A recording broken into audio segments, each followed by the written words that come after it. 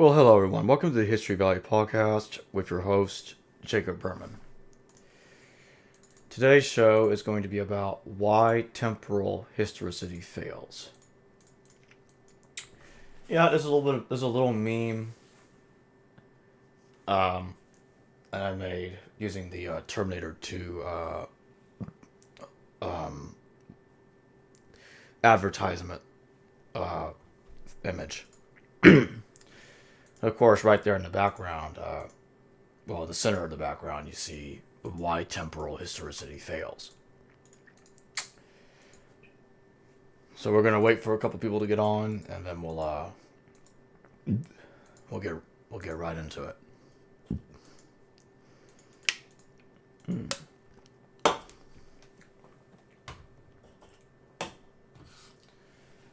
Okay, we have nobody watching right now, so let's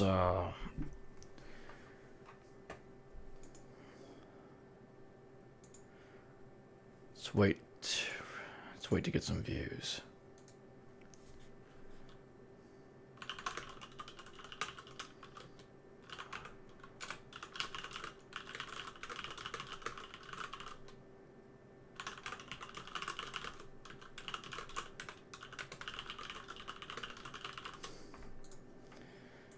We may have another guest joining, but I can't guarantee it.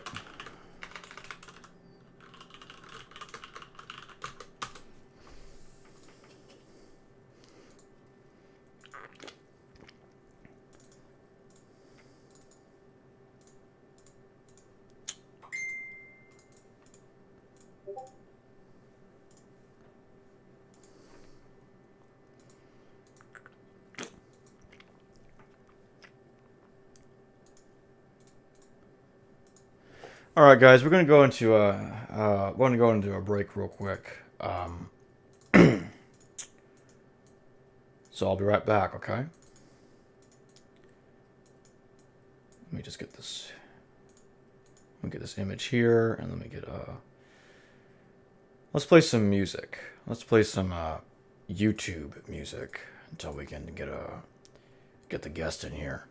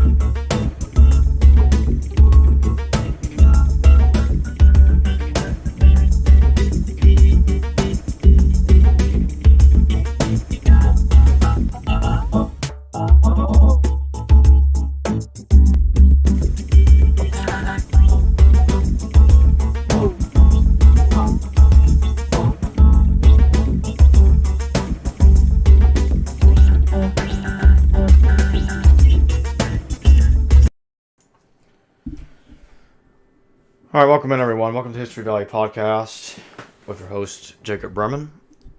So this is another late night show. I've been doing a lot of these lately. The title of the show is Why Temporal Historicity Fails. So for any of you that have been seeing my videos lately, you guys know I've been making fun of the idea that Jesus lived in another time period, by, comparing the idea to Terminator and saying, oh, yeah, so is Arnold Schwarzenegger moving Jesus to another time? Because here's the thing. A good historian knows that it is impossible for Jesus to have lived in another time period. He died in the 80s, and there's no way around that. He died during the 10-year reign of Pilate. Get over it. Stop trying to make things up. Stop trying to move Jesus into another time period. That's not how history is done. People that do that, they just don't like to accept that Jesus died at the hands of Pilate. It's like, oh, that Jesus is boring. I don't like that Jesus. That Jesus is lame. I want to find another Jesus. I want to find somebody that resembles the New Testament Jesus more closely, at least in the way that I imagine it. That's what these people do. These temporal historicists, anachronistic historicists, Schwarzenegger historicists, if you want to call them that. These people, these are the kind of idiots that they just don't like history for what it is. And they pull an Anatoly Fomenko or some crap like that. Anatoly Fomenko is this guy that thinks that Jesus died 1,000 years ago. And that most of our history happened a lot more recently than we think, which is just, that's an idiocracy. That's just ridiculous. That's not research. That's just not how things are done. It just isn't. There's really no other way to put it. There really isn't. Okay, so the screen here doesn't quite look right. There we go, that's better.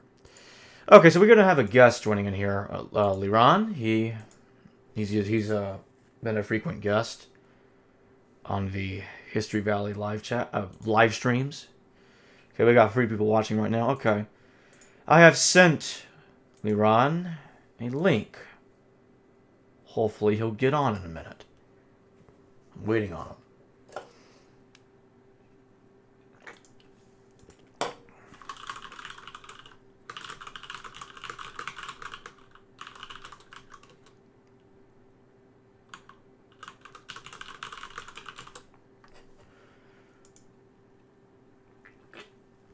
All right, while we wait on Liran, because he seems to be taking quite a bit to get in here,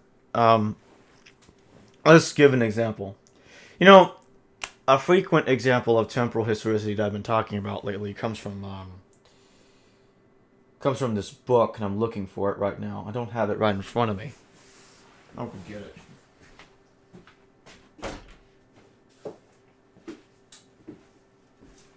Here's a book right here. It's called A Shift in Time. See, A Shift in Time. I know the words kind of sound backwards, basically. Kind of not quite right. I mean, they look backwards because, it's the camera is facing me, and, the angle's not right for that. Excuse me. And this is by Lena Einhorn, Dr. Lena Einhorn. And by the way, she's not a doctor in New Testament history. She's a doctor, as in a medical doctor, like literally. Oh. So, she's not a PhD in New Testament studies specifically.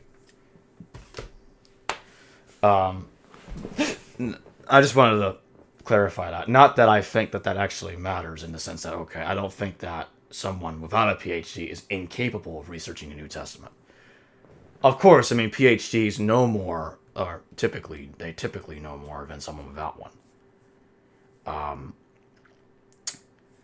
But this book right here, I don't agree with it. I don't think it's compelling. And there's a guy, I remember talking to this guy on Facebook a lot, and still do here from time to time, not as frequently. He would always get on me about Jesus being the Egyptian, saying, I'm totally convinced Jesus is the Egyptian. I'm going to do a show on the Egyptian eventually, because, and I've said some really stupid crap about the Egyptian false prophet I did some bad research on him. I don't even want to talk about it. It's just I came to a really stupid conclusion that was not well thought out. It was a brain fart. It was an absolute brain fart. After doing some proper research and correcting myself, I actually found out there's a text that exists that tells us who the Egyptian really is. And unfortunately, for the people that want to believe the Egyptian is Jesus, or this guy or that guy in the New Testament, they're all going to be sorely disappointed. I'm going to do a video on it soon. I'm going to prove it to everybody who this guy really is. And he's not anyone that you think he is. He's not. He's not. Everybody's going to be disappointed.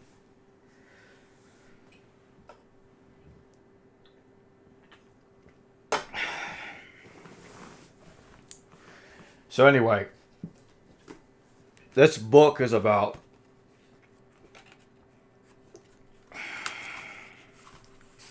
not including the page in the back of it that has no words in it. It's 227 pages, or 228 total if you include the last page at the end with no words on it. 228 pages. And it's word salad, basically. And the reason why I say it is because what's Lena's evidence? What's her evidence that Jesus is the Egyptian?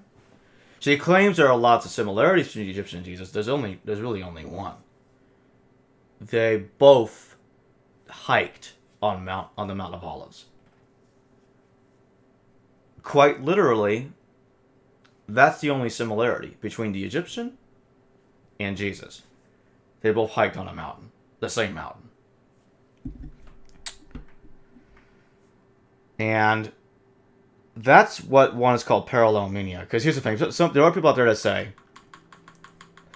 "Hold on, Leron, don't say anything. I don't have the audio enabled for you." I don't even think I can hear you. So you say something, Leron? Say something. Okay, good. It's working. It's working. Okay, good.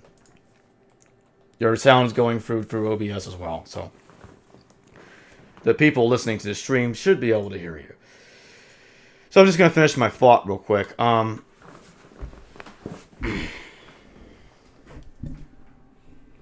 There. So, just I was going to say, and I've said this many times before, what's their evidence? They traveled to the same mountain. That's their evidence. And there's one more, I guess there's one more similarity, if you want to call it that. They were both killed after a previous Jewish leader was beheaded at the Jordan River. Well, those are her only similarities between Jesus and the Egyptian. But between Jesus and the Egyptian directly, there's really only one. But these are two piss poor similarities because, okay, so is every Jew killed after Theudas, the guy that's beheaded in 46 CE? Is all of them Jesus? No, obviously not. But let's think about it another way. Uncle Bob went hiking on the Mount Everest, 1930. And then John hiked on the same mountain on the year 1960. 30 years later. Let's say there's a whole story called The Testament of Bob.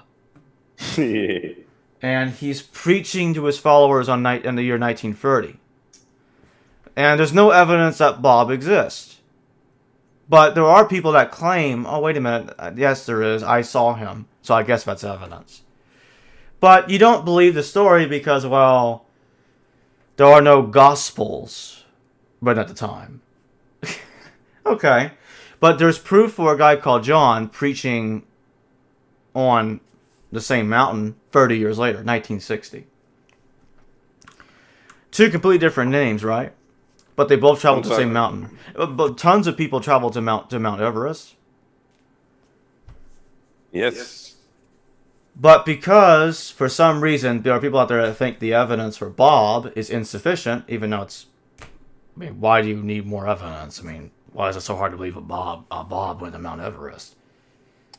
But it's like, no, I don't want to believe it, so it's John. Bob is John. We don't have proof for Bob going to Mount Everest, but we have proof for John going to Mount Everest. Therefore, Bob is John. That's not good research. So basically, we're saying they because they went to the same mountain, they're the same guy.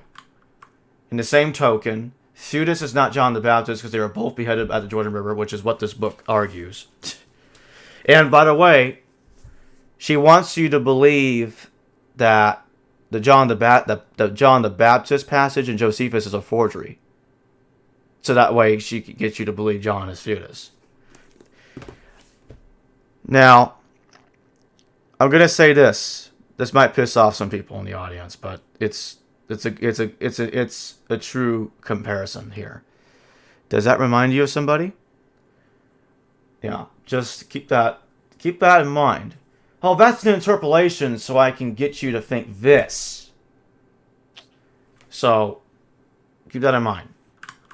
Okay, this is the reason why almost every single scholar on the planet, they don't follow that kind of thinking, because what you're doing is you're deliberately ignoring evidence that we have that actually confirms that it's historical. You don't want to believe it's historical for whatever reason that may be, and you say that's a forgery, and you say it's this because you want to believe it's this. That's what Lena is doing right now. I don't want to believe John the Baptist existed, and I don't want to believe Jesus existed as in the chronology that they are supposed to have existed. It's not what I want, so I'm going to say Jesus is the Egyptian and John is Theudas. The same fallacies apply. Theudas went to the Jordan River. He was beheaded at the Jordan River. And Jews getting beheaded back in the ancient world by the Romans is like a common thing. It's not like it happened to one guy only. No. So, and he's called a completely different name. Does Theudas and John even sound alike? No. They're two completely different Hebrew words, Yehuda and Yohanan.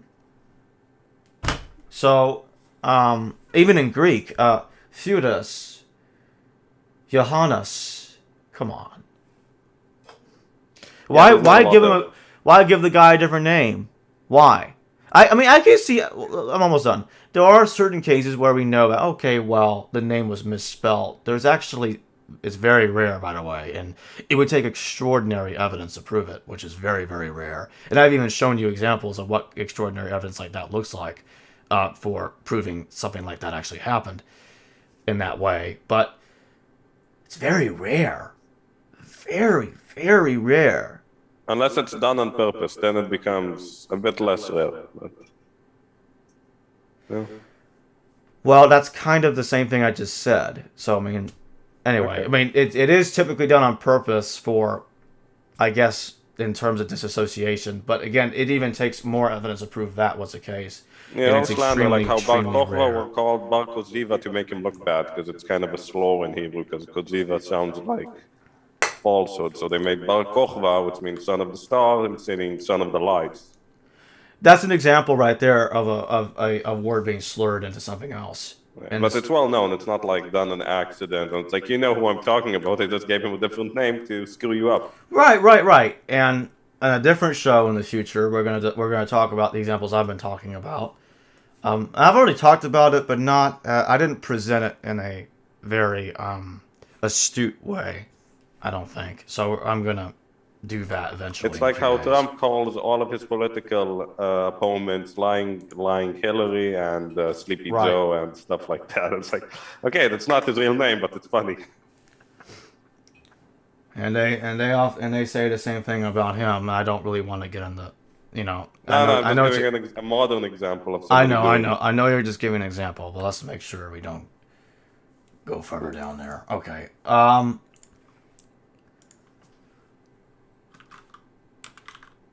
gonna throw a Zoom link in the description in case anybody wants to join in. Well, I mean, in the chat. It's in the chat. Maybe St. John's Beloved would like to join us. Maybe Little Impaler would like to. I don't know. What's out? We might get impaled. I guess it does sound like that, doesn't it? Yeah. Oh, it's something else? No, it's exactly what it sounds like. Ah. That's it too. I mean, yeah. Also, why would a guy get a different Hebrew name into another name? I have no idea why would somebody do that. Really despicable. Well, I mean that's what bending the evidence because you don't like Yeah, I something did it that. I did looks that to like. myself, by the way. That's the joke. Like, I'm not really Leo Cloud. I'm not soccer. Like it's like the thing is like okay, well, I don't like the New Testament and the way it's saying it, so I'm gonna bend it. Now, I'm sure, you know, someone that thinks like Lena or even Lena herself, if she were to see this, someone like us, or actually see this video, I doubt she'll see the video. That's I think highly she's unlikely. busy doing doctor stuff. Too busy spreading Jesus is the Egyptian stuff. Anyway, and that too. So here's the here's the thing. She'll say, "No, no, I don't. I'm not saying this because I don't like what the New Testament is telling me. I'm doing it because I don't think there's any evidence for Jesus having existed in the 30s. Mm-hmm. He's in Josephus. Paul. What more do you want? Especially Josephus. Tacitus. Oh, but Well, those are forgeries. yeah, and that right there tells you when someone says that, there you go. They're trying to throw the baby out of the bathwater. Now, I mean, I respect opinions typically when it comes to like people that think the testimony is a forgery because I do understand what makes them think that it is, but I don't think they're saying it's a forgery for a good reason. And most people that say it's a forgery either don't want Jesus to exist or they want him to live in another time. And it's like saying, here's the thing I would say right now. Let's say we had nothing in the New Testament. Let's say the whole thing didn't survive. And we read Josephus, and we see Jesus in there. You know what's funny? Let's even remove Jesus out of Josephus. Let's pretend he's not in there.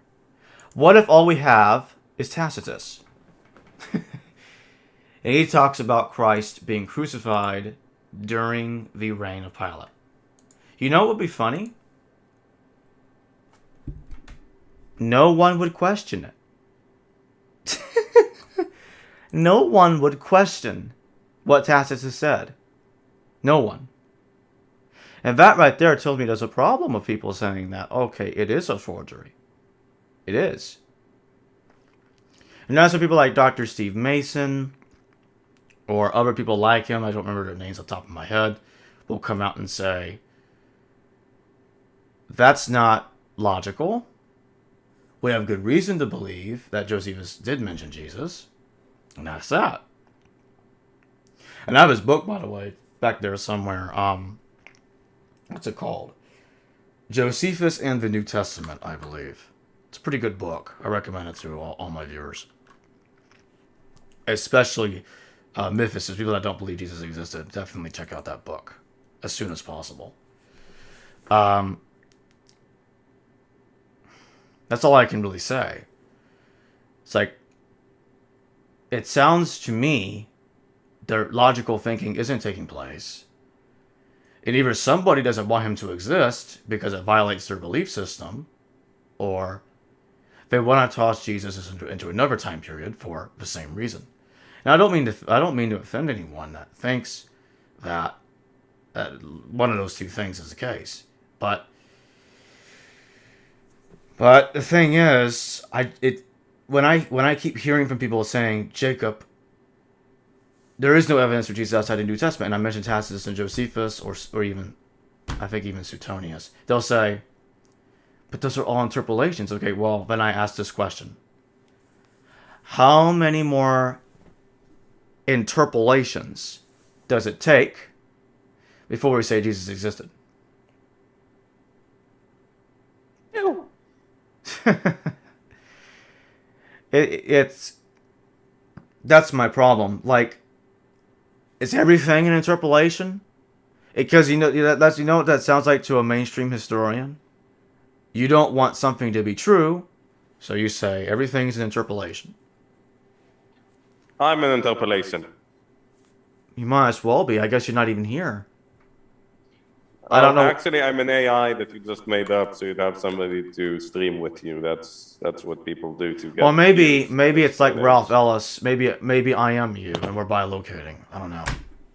Oh, that's. I mean, I know you pretty well, mate, but not that well. So. That's the thing. And by the way, Ralph actually said some nonsense like that not so long ago. And I talked Yeah, he about did. this He on thinks video. you, James, Ryer, Carl Rayer, and Lawson are the same guy on Yeah, Facebook. he said that.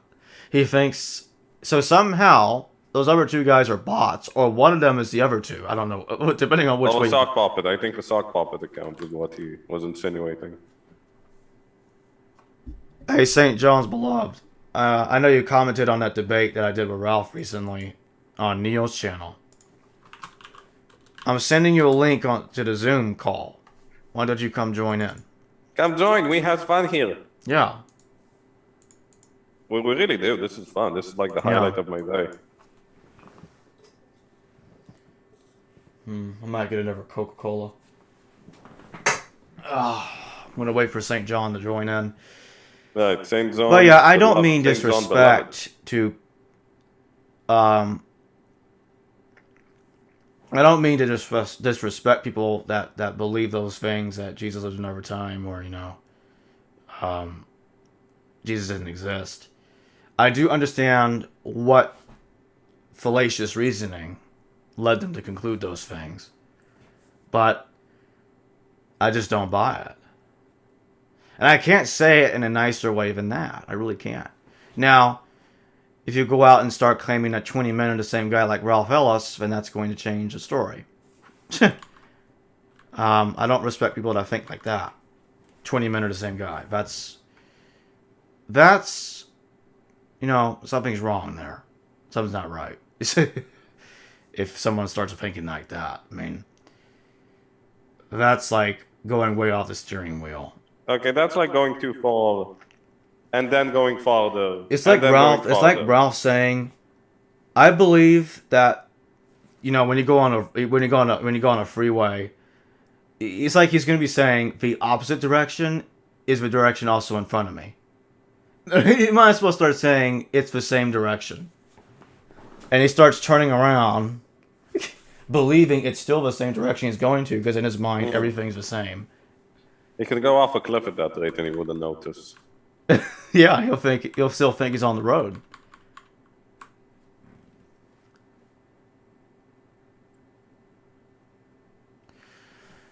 Oh, I understand, St. John's beloved. If you want, I thought the opposite, because John is yeah. Yeah, you can join without turning on your camera. There's a way to do that. So and you can just talk. We don't have to see you. Yeah, most people who go on, we don't see them, usually because of technical reasons, but it's like, okay, like Son didn't use his camera, Yeah, but he's okay with it. I intend on taking this channel to a different route, because starting with Dr. Kip Davis and Dr. James Tabor. Well, Tabor first, really, and then we got to Davis. I think that's the way it went. Yeah. I wanted to start bringing on mainstream scholars who do believe Jesus existed, and the Dead Sea Scrolls date a century to 2 centuries before Jesus. And my thinking is not too different from theirs. The only difference is I don't believe the New Testament was written in the exact same time frame they claim it was written. I think Paul wrote his letters a couple of years before he died, which is 96 CE. I think he wrote them in the 90s. At least I currently do.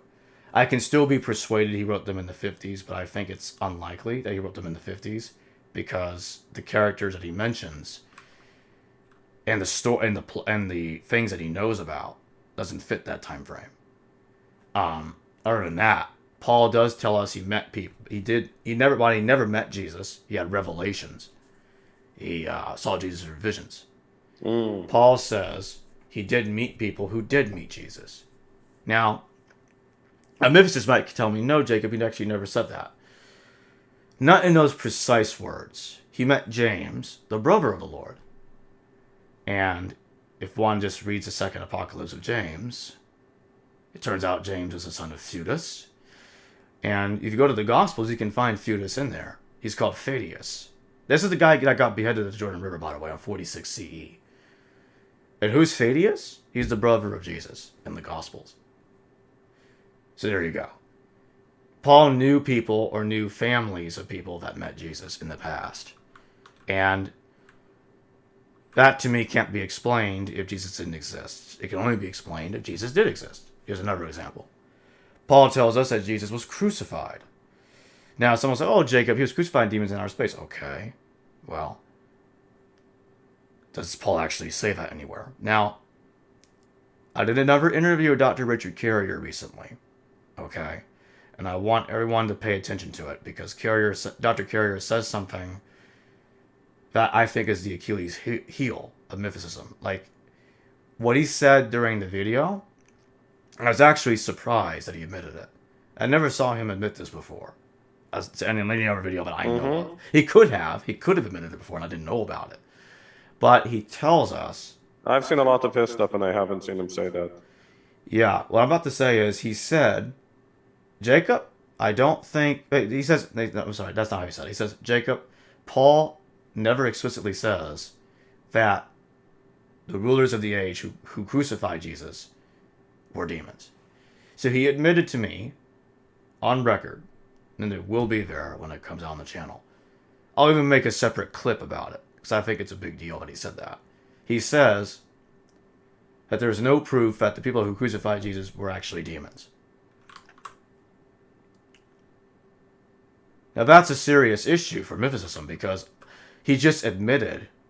And now Dr. Kira will say, well, it's possibly. And I'm like, okay, well, I think he's finding... No disrespect. I mean, no disrespect to him. I have great respect for Dr. Carrier. And I love interviewing him. But here's how I would approach this. Respectably.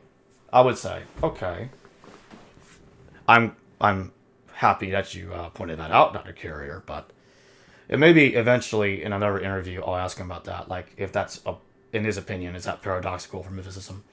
And we'll see what he says. But here's my take on it for now.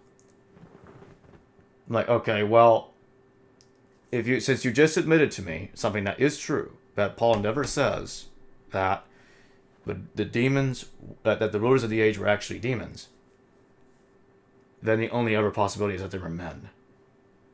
Defaulting. But they could be angels or aliens. Well, let's go to 1 Thessalonians, another letter that Paul wrote. It's authentic. Paul, he actually tells us who the rulers of the age are. He says they're the Jews. Now, here's the funny thing. Dr. Carrier assumes that's interpolated because he assumes an interpretation that he can't prove that the rulers of the age were demons. So it's an assumption on an assumption on an assumption? Yeah, basically. Now here's something else he says. What Dr. Carrier does to try to get around this problem is he talks about the ascension of Isaiah, and he says it's possible Paul used a document that's an earlier version of the ascension of Isaiah, which, by the way, David Fitzgerald believes that too. And Fitzgerald actually believes it more than Dr. Carrier does. And as you've seen recently when I sent that video to you to watch it for editing. So coming up soon. Yeah, coming up soon. I don't know when. I'm not going to bother giving a schedule anymore because lately I've been getting delayed. So I don't know. It's going to come out when it comes out. So anyway.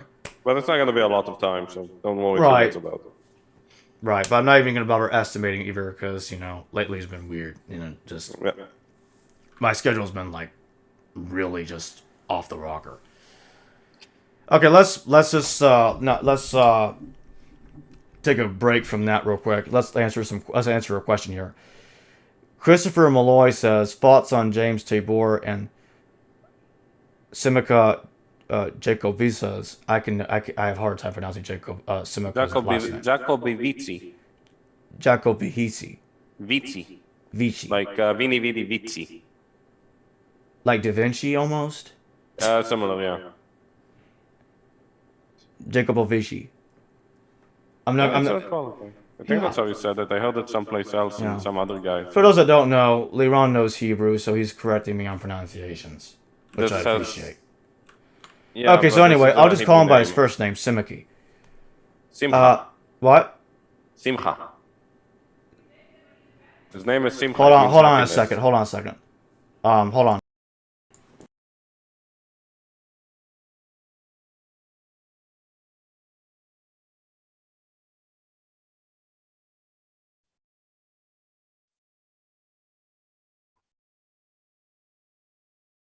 I'm back. Okay. So his name is Simcha, which means happiness in Hebrew.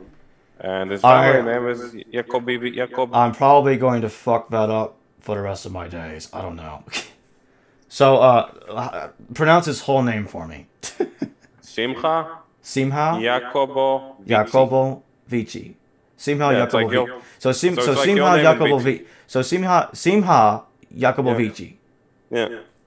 Okay, that's the best it's gonna get for me. It's not bad. It's not bad. Thank you. Better than most people. Y'all just saw me got schooled there. Anyway. Now that pronunciation stuff is out of the way, what do I think about Professor Tabor and Simha Jacobovici? I don't think I find Simha's arguments convincing. And I think, what was he doing? Arguing that Simon of Perea was a Messiah? Some crap like that. I don't remember. I know he said something like that. Professor Tabor. So, Christopher, could you specify on which findings? Because Professor Tabor does make a lot of claims, so I don't know. I don't know what you're referring to. Are you talking about... Who is this? Hold on. Store 078. Me, John the Beloved. Okay. Hi, Welcome in. So, Chris, your question on Professor Tabor is quite broad. Are you talking about the Talpiot tomb? Are you talking about Pantera being the father of Jesus? Both. Which findings are you specifically talking about? Yeah, the guy says a bunch of stuff. You know what? Same thing with Simha. Simha makes a lot of claims too, so I really don't know which findings you are referring to. Unfortunately, so please specify. So you're not happy with Simcha? Well, it kind of depends, Liron. I don't know. I need to know exactly what he's referring to. I don't even know what he's talking about right now. It's a gay play on words because Simcha means happy. Okay, I'll stop. That's an interesting irony, though, I can tell you that. Oh, it's very common. We do it in Israel all the time. Also, there's a name of Yafa, which is kind of like Bella. It means beautiful. And every time she's called Yafa, there's an irony that she's not pretty at all. Oh. It's a joke we make. We have a lot of dumb jokes in Hebrew, so. Oh, hi, John. Is that what we're gonna call you? John? Store is muted right now. Store, Liron's asking you a question if you can hear me. That's okay. Okay, whatever for now. The Lost Gospel. So Simha, the Lost... Okay. Sounds like readers of the Lost Gospel. It's like, Dude, the jokes we've been making about Ralph lately, about Ralph's Indiana Odessa, Indiana Jones. Yeah. They're hitting. That's how he dresses on purpose. He has that stupid felt. Don't even get me started. And the vest, and like, okay, this guy is trying to look like Indiana Jones' lame British cousin. Now, to be fair, you remember how Sean Connery was Indiana Jones' dad in the last one that was good. So actually, Indiana Jones is half British, but. All right. I'm gonna try to answer Chris's question right now about the Lost Gospel. I'm looking it up right now.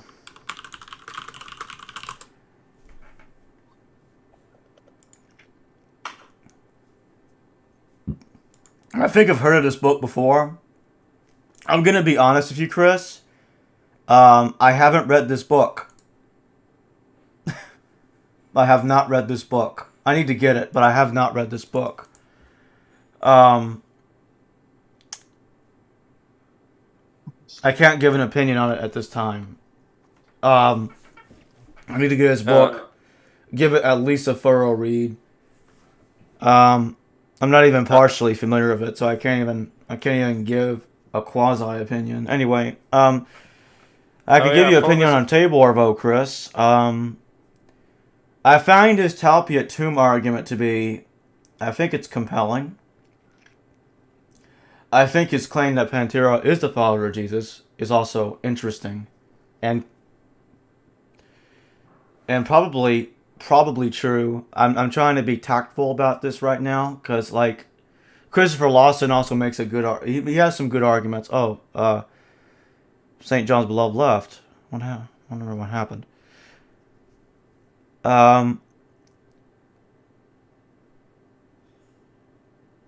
Leron, I'll pause on what I'm saying. Could you talk about that? What you just put in the chat?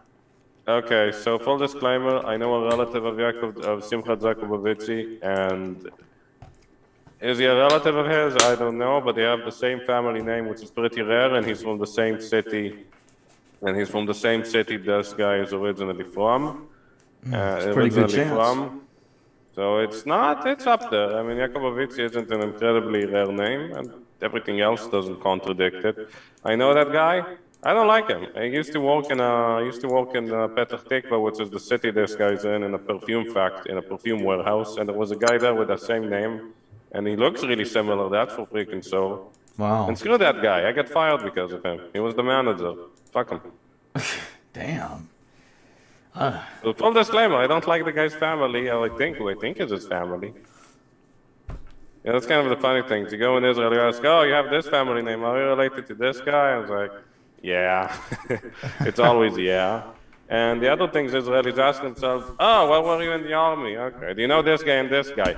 Yeah. And nothing else ever comes of it. It's the funny rituals we have in our society. It's really weird. That being said, that has nothing to do with anything, does it? So Christopher says he's from Montreal. Hey, Christopher. No, it's from Petah Tikva. It says so in his wiki. Yeah, I had a feeling that might have been inaccurate. Anyway. Petah Tikva is such a piece of shit city, by the way. It's Christopher, you missed a lot of opportunities to get on the Zoom, so I sent you another Zoom link. You don't have to show your face. Just talk. Just talk. Yeah, you don't have to do video. Audio is pretty good. Like John here. I'm finally on. I was struggling a bit.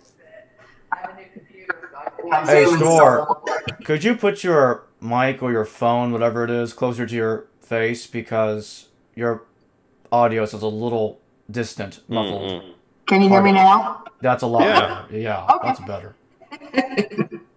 I was struggling a little bit getting on Zoom because I have a new computer. I haven't installed Zoom on my PC yet. So that's cool. Yeah.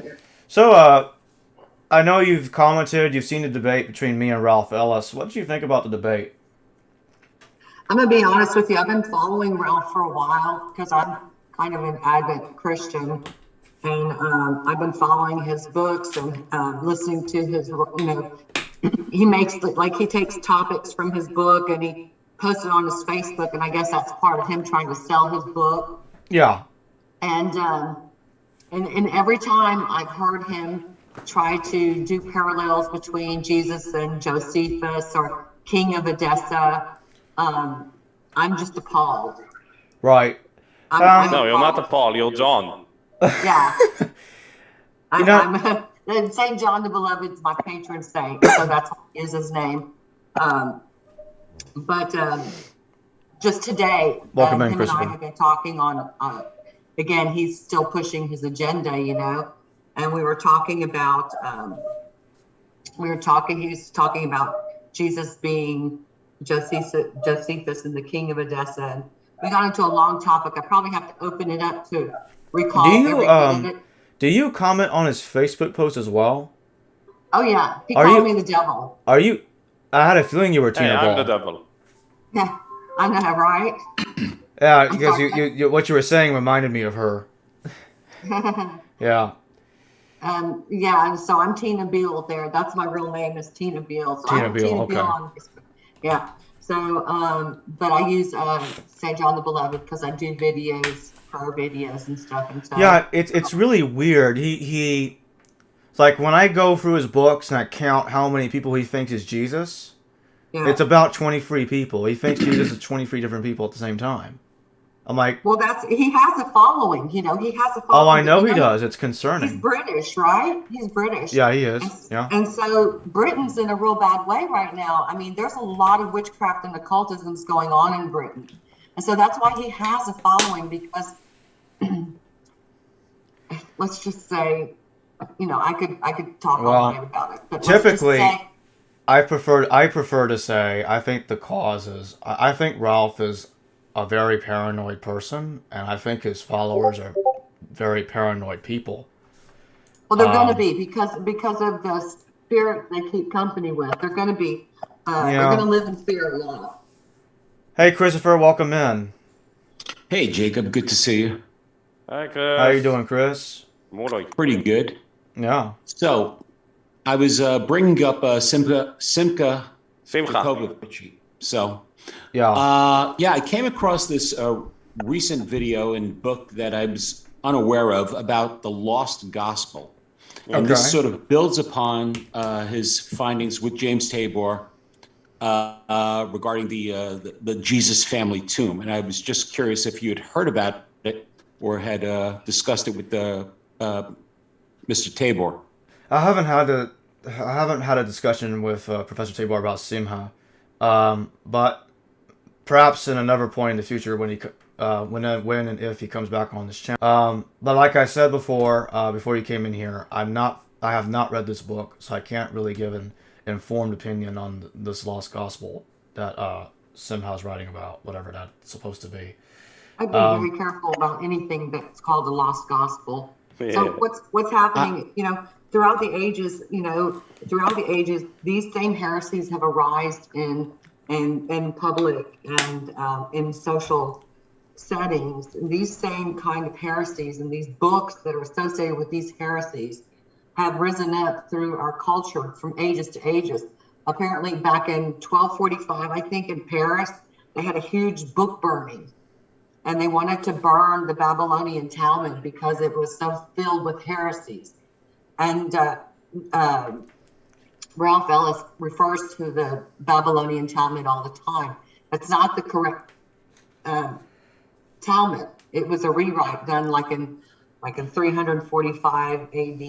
Well, it's not the original Talmud. The funny thing about the Talmud is that the central character, well, it's not really the central character, but there is a character in the Talmud called Yeshua HaNotzri, or Jesus the Nazarene. Yeah. And Yeshua HaNotzri. Say that again. Yeshua HaNotzri. Okay, thank you. Yeah. Yeshua HaNotzri, but it does mean Jesus the Nazarene. And this guy died a century before our Jesus did, the New Testament Jesus. Right. And Ralph tries to say, well, I can't believe that somebody else called Jesus was crucified, therefore it has to be our Jesus. It's another one of those 23 guys that he thinks are the same guy. Right. And Ralph, I think he's just trying to sell books. I think I like that. I think differently because I'm an atheist. I don't have a religious belief.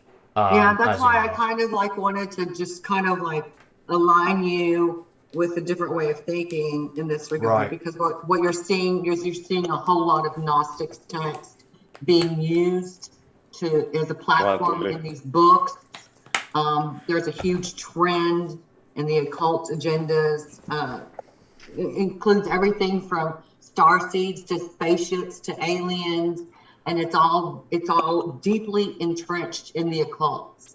And so this is what's happening on social media. A whole lot of it's going around, and it's huge in Europe. And so you're seeing all these books coming out because they're pushing this agenda. They think that people are gullible and they don't know, and that they're going to believe some of these Gnostic texts that were, in row to be burned ages ago because everybody already knew that they were just full of poop, So, if I could just chime in for a second, sure. I would like to say that I agree that calling a book or a documentary the Lost Gospel was a bad decision business-wise because it's been done a million times before. Yeah, and it's too vague in terms of its description of what it is it's trying to describe. That being said, that doesn't mean you should discount the information that's in there. It seems that they've come across it's a different sort of vein of research that a lot of people who are on YouTube who are exploring this subject are not exactly I don't think they're entirely familiar with, and maybe it's because Simcha has not been on YouTube. He's kind of disappeared from the scene, although he had several successful TV series 10, 15 years ago, and a couple of documentaries that were done that were produced by I see him I see him in the newspaper all the time, though. I mean, he writes a lot of newspaper articles for. Is he publishing that through Israeli press or something like that? Yeah. Okay, so he's more focused on Israel than he is. Well, yeah, I mean, he's Israeli after all. Well, that's not what I mean. Like, I actually think he's Canadian. I know he's an Orthodox Jew, but I look at him as pretty, No, it could be Canadian, it could be Israeli. So what's the? Well, yeah, but I do look at him as an objective researcher, and I think he has something to add to. But yeah, I've only read articles or seen videos about him. I have not actually read any of his books yet, but I do plan on doing so. It's interesting, but here's what I'll say. I'm very hesitant to, because here's the thing. Here's what I'm hesitant about. How can we know, and the apocryphal text. The apocryphal text was written after the New Testament. That's something we know. And the problem is, how do we deduce which material in the Apocrypha goes back to the historical Jesus and which ones doesn't? Because sometimes it kind of depends on what it says. Like the second Apocalypse of James, which was one of the earlier Apocryphas that was written. It was written around 150 AD or CE. It makes a pretty interesting claim that James, one of the Jameses, is the son of Theudas. It's talking about the James and Josephus, the guy that was killed by Ananias the high priest on 62 CE, that he's actually the son of Theudas, which does make sense because this James was involved with heavy-duty messianism. But other than that, it's very rare to see a messianic link in the Apocrypha. And when I see something like that, messianic, I typically think it's probably based on an earlier original tradition that is historical. But that's very rare. Most of the time, we don't see this. We see, Gnostic novels or imaginations, Docetism, or the idea that Jesus he escaped and he was never crucified. Somebody else went in his place. Or in the case of Ralph Bellis, that he became King Arthur. And as a matter of fact, I mean, Ralph has also said that Jesus survived the crucifixion. Two died and the other one survived. And from what I understand from history, the Romans were expert executioners. Yeah. No one crucified walked away. No, that's bullshit. Well, that's bullshit. No. We know that from. Also, you get crucified. You basically get to be on a cross for a while, and Right. You're supposed to die because your blood system. Let me just make this clear. But people apparently did survive. I mean, of course, according to Josephus, one out of the three survived. So it's possible out of the thousands Chris, and thousands of people who were crucified, people survived. Chris, hold on. Let's think about this carefully. Josephus in his life Vita, Josephus tells us he recognized them as his former colleagues. He begged Titus to let him take him down from the cross. Now, there's only one way that's possible, in my opinion. I may not even really be an opinion because I'm like, whatever conclusion can one come to. Why would the Romans let Josephus take them down from the cross unless it was a mistake? Because let's think about Josephus. He's a traitor. He went to Rome's side, right? Those free men were probably spies and or other Jews that went to Rome's side earlier, much earlier before the crucifixion actually took place. Because one of those two things must be the reason why that the Romans, why Commander Titus allowed Josephus to take those men down. Well, I think that one second. I do think it's possible that Josephus was convincing, and he convinced the Roman authorities, Titus, that it would be politically expedient, that this prisoner was better alive than dead. No, when you roll a 20 on your persuasion first check, off, well, that's if how we that play were, D&D, if Pat. that That's were not true, history. Chris, if that were true, Chris, he would have told us who those men were to make that point. He didn't. So he's protecting their identity. He doesn't want us to know. He doesn't. Well, not us today. I mean, I doubt he would care. At the time. People found out 2,000 years later. But at the time, he wouldn't want people to know who those free men were for whatever reason. He's protecting their identity, obviously. Clearly. Second, yeah, I mean, why else would the leader, the closest thing to a supreme commander of the Jewish rebels, basically the leader of the Jewish revolt, practically, was Simon Bar Gora at the time, AD 70, and CE 70. The Romans took him to humiliate him in Rome, not for political leniency. No, they took him to Rome to humiliate him in the streets. He was beaten, whipped in the streets of Rome, and then he was killed. He was executed on 70. So the Romans weren't going around sparing Jewish rebels. They were killing them all. And I'm very highly suspicious of people like John of Giscala, also known as Johanan ben Levi, who was curiously spared and just supposedly went to prison for the rest of his life. Josephus doesn't even really say for the rest of his life. I don't really remember. But the other thing is free men getting taken down from the cross, and their names are concealed. So especially about the free men whose names are concealed, they must have been spies or traitors, because Josephus would protect their identity so that the Jews wouldn't go hunt them down and kill them, the Sicarii. So Jacob, now Josephus couldn't protect his own identity because too many people knew who he was. So I mean, that was pointless. One quick question. Sure. You would agree that aspects of Josephus's life were borrowed by the chroniclers of Paul, correct? So the first letters of Paul that we get, and yes, even those are multi-authored, as Paul himself will admit. Silas and Timothy and Sophanes are the co-authors of the first 7 authentic Pauline epistles, especially texts like 1 Thessalonians or 1 and 2 Corinthians, or Philippians even.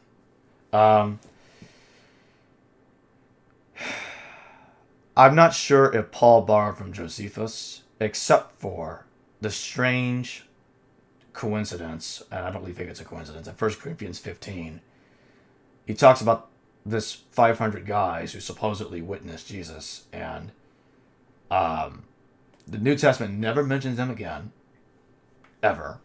I would imagine the Gospels would have loved to have used that, but they don't use it.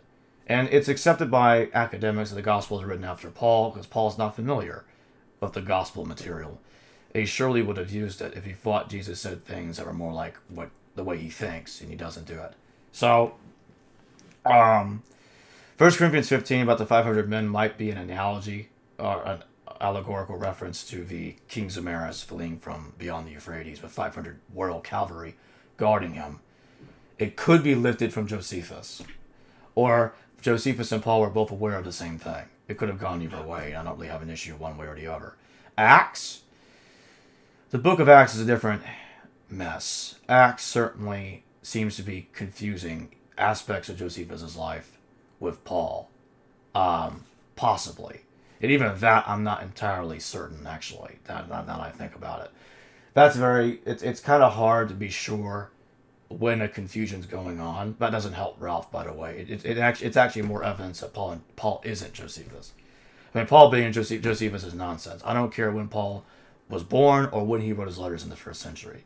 Well, he can't be Josephus. That's definitely out. Yeah. The point I was trying to make regarding that is, if any aspect of Josephus' life could have been borrowed by the biographers of Paul, could the triple crucifixion similarly have been borrowed? That part and the crucifixion of Jesus inserted into that narrative. I think to a degree, I do accept that someone called Jesus, a Jewish rebel leader, was crucified during the reign of Pilate, during the 10-year reign, whenever that was. I think it was probably in the last year of Pilate, but 36 CE. But anyway.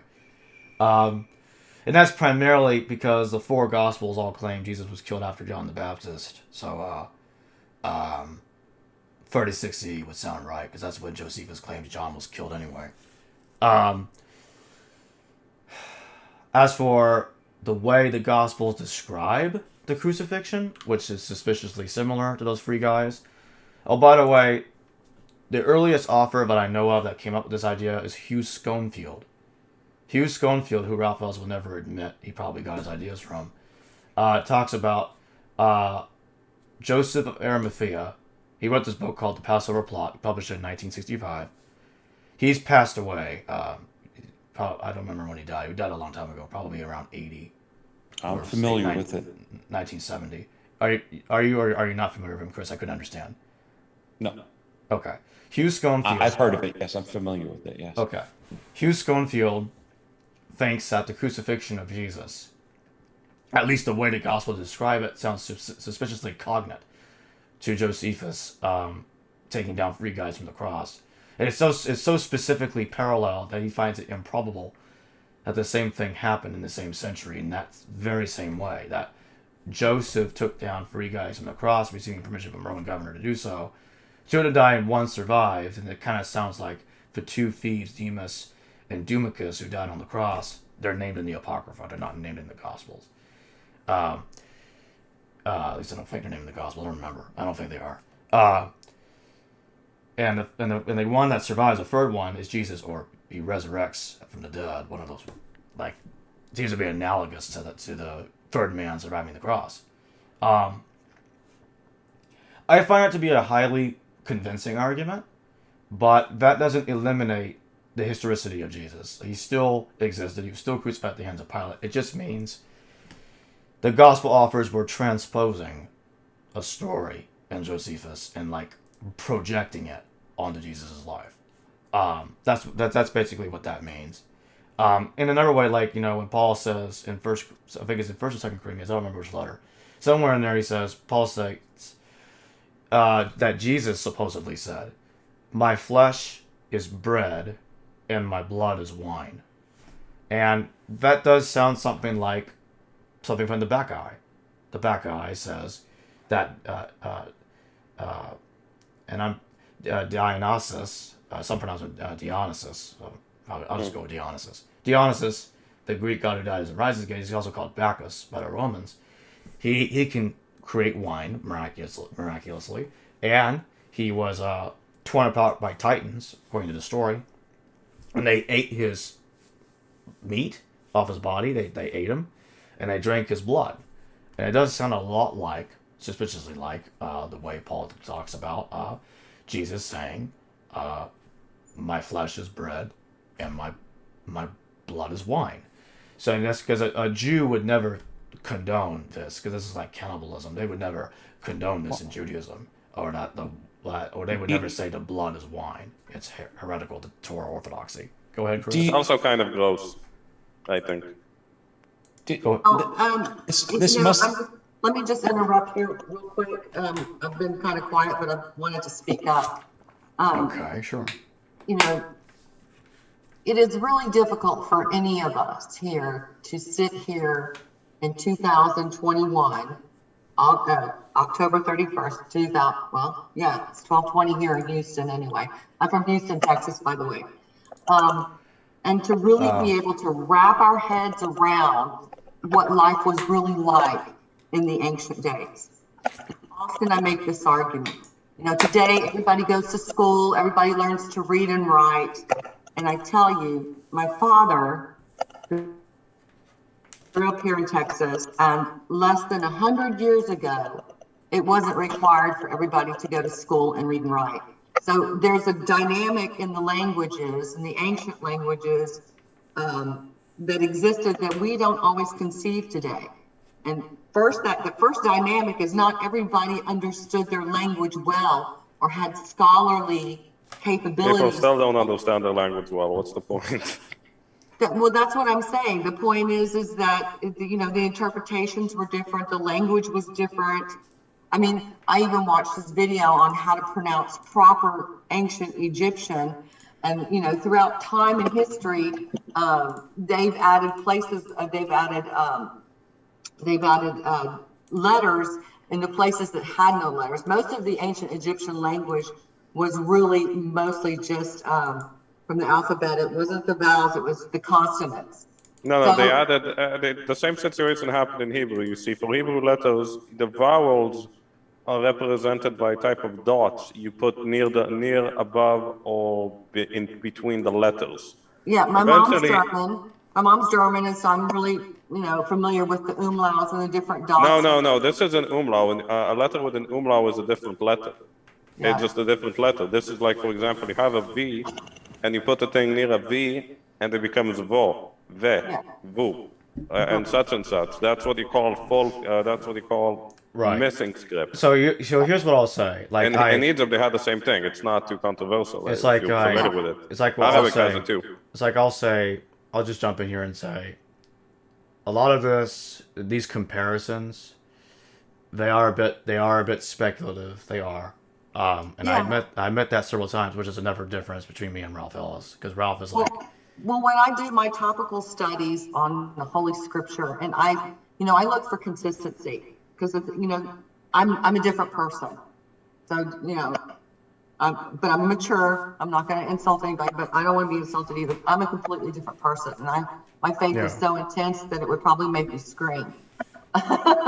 However, even when I read the English translation of the scriptures, I always reference the interlinear Bible. If I see something that's inconsistent or something that doesn't is inconsistent with whom I understand God is and his character. And so, for instance, you know, I had 3 children. I'm 59, I'm a mature woman. My daughter growing up, my oldest daughter used to say, you know, Mom, I don't understand this. In the Bible, it says that you should hate your mother, your brother, and your father, and you should love only God. But when you check that up in the interlinear and you reference it back to the original, I think it was Greek word, the word actually, one word could have opposite meanings. So it meant to hate, or it meant to love less, you know, and love less is a completely different mindset than to hate. We know what hate is, but love less is easy. You know, I love my dog less than I love my cat, or, you know, and that's what it meant. And so I go into deep topical studies when I'm working through the Holy Scripture, you know, and those are my triggers. Is this consistent? Is it inconsistent with what I understand the nature of God is, which is, you know, he is all love and all light. And so if it's not consistent, it doesn't project that love and that light, then I study. And I've studied quite a bit of different topics through the Holy Scripture, and I do it in depth. I see. And so, you know, I just wanted to come up and say that. Did you teach yourself Hebrew? I'm sorry? No, did you teach yourself Hebrew? Oh. No, but I have gone back to the original Torah I take my studies deep, and so I've gone to the original Torah and I have bumped it up against the Old Testament, because that's what the Old Testament in the Holy Bible excuse is. me. No, the Old The Testament original is just Torah, the Torah. are you reading Hebrew? That's the original Torah. It's in Hebrew. It's in Hebrew. I've got it. Yeah, there are some online translations where it gives you the Hebrew and it gives you the English. Yeah, some of them are translation. okay, but I mean, it's even words. Like, I'm just gonna get the Bible in Hebrew, the Old Testament. Gonna go to Yeah, by all means. and here there's a word. Now, there's a word, they could translate it in a lot of ways, but they can't translate it in a way that would really mean what it means, because the closest word to it in English is just a bit far off. Like, I'll give you the word, that's the word me and Jacob were talking about, roges, which means stormy. And people say, oh, storm like in thunder. No, stormy as in like the sea is stormy, or he has stormy emotions going about, or it's a stormy affair. Nothing to do with storms, but that's the word we use. Yeah, So there's a lot of words I get like that, and honestly, translating from Hebrew to English is It's tough. very difficult. Right. Yeah, it's very Because those difficult. two languages have not a lot together. Another thing I'll jump in here and say is that I do a lot of research on Odessa, like real, credible research on Odessa. I look at academics. I look at their material on Odessa. I have the Syriac historians, the same historians that Ralph says that he has. And what's interesting is they say completely different things from what Ralph says. He's actually not telling he's not telling his audience accurate information about what these texts say. And like, let's go to Moses of Corinth, history of Armenia. Ralph would like to say, well, he said in one interview, not Romania. Okay, so he said in an interview, I remember him saying a while back, that Moses said that the son of King Abgar was the leader of the Jewish revolt. Well, I have Moses of Corinth, and I know that Moses of Corinth never said that. So, and what I do is I build up how many times Ralph says something that isn't in the text, and I come to the conclusion that, well, it sounds like he's lying. It does. Because it's like, at one point I got into an argument with him just a few hours ago in a comment section on my channel, and it's like, Jacob, go to Life 38. Jesus of Gamala was hunting down Josephus and trying to kill him. Life 38 does say that. It says that Jesus of Gamala, or Jesus son of Gamala, was ordered to go hunt down Josephus. However, what he doesn't do is he doesn't finish the story. I told Ralph, okay, well, let's go to the next 3 paragraphs and see what happens at the end of the story, like Life 39, 40, and 41. And at the beginning of Life 41, that paragraph, it said, Jesus son of Gamala, a friend and companion of Josephus, disturbed that he was ordered to kill Josephus, warned Matthias, the father of Josephus, about this disturbing order, and Matthias passed the warning to his son Josephus, so that way Josephus could get the hell out of Dodge. So Ralph doesn't complete the story, because it turns out Jesus son of Gamala is a friend of Josephus, and he's not going to allow Josephus to be killed. Of course, since that doesn't fit Ralph's paradigm, he ignores that paragraph like it was never there, and he gives you only the evidence he wants you to see, his audience that is, so that way he can go on and insert Jesus son of Saphius, who was leading 600 fishermen against Commander Vespasian on 67 CE, and during the Battle of Tiberias, is the same person, because, well, what he'll say is, oh, well, they're both called Jesus, and they were both hunting down Josephus, therefore they're the same guy. I'm like, absolutely not. That's ridiculous. And James Valiant and I, when we did a show with him on this channel last year, we were shocked when he made a very bold claim that every Jesus in Josephus is the same guy. Every single, like, so that means nobody else can be called Jesus? He was doing the same thing with me on Helena. On Helena, he was like, Helen, and I said, which Helen are you talking about? He goes, well, there was only one. Well, no, there wasn't only one Helena. in the ancient world. I mean, you got Helena of Troy. You got all kinds of Helenas. Helena Right? Alex, Troy hold on wasn't a an sec. actual Alexander the historical Coppersmith. person. Can you hear me? What? Helena of Troy is someone else another has joined this portion, conversation. So it's mythical thing. Yeah. Jacob, So just one thing regarding that Sure. episode. Do you make a connection between Joseph of Arimathea and Joseph Bar Matthias? Hugh Schonfield's argument, at least for me, sounds convincing. It's probably the same guy. So yeah, I would say it probably is. But that's as far as I'm willing to go. I mean, that doesn't mean Arnold Schwarzenegger's moving Jesus in the 80s, 60s. No, I understand that. But Right. That's all. well, from my book and my perspective, Joseph of Arimathea was a relative of our Jesus's mother Mary, and Actually, I'm just going to interject real quick. There are some scholars that do believe that. There are some scholars or authors that will even go as far as saying that Joseph of Arimathea was Joseph, the father of Jesus. no, Joseph died before Jesus was crucified. Joseph was already he passed quite a while before Jesus was crucified. I agree with that. It does appear that way. I agree with that. Yeah. Yeah. But it also Joseph of Arimathea was he did ironworks, and so he had an exquisite tomb. And when he received message that Jesus was being crucified, he offered his tomb up for Jesus to be laid in. Mm-hmm. So from our text, this is what is told. So Joseph of Arimathea was the one who asked for Jesus's body after the crucifixion. Yeah, right. And that was to be able to lay it to the tomb. And in the tomb, they did a ritual where they laid the body out. They anointed it with oil and spices and everything to keep it from getting an odor.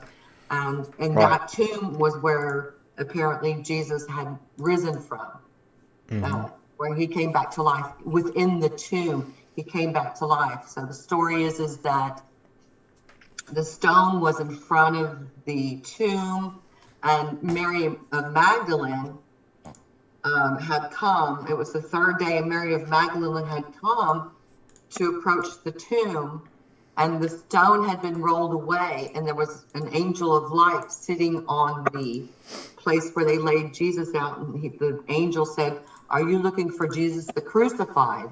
And she said, "Yes. Where have they taken my master? Where is his body?" And he said, "He is not here. He has risen." Mm-hmm. And then the cloth, that his burial cloth was supposed to have been folded. Some of his burial cloth was folded and left on the table. And so that's the story. That's the story as we know it in our Christian doctrine. Again, I'm Catholic, and we have the American Standard Bible that explains just a little more on these matters. But nonetheless,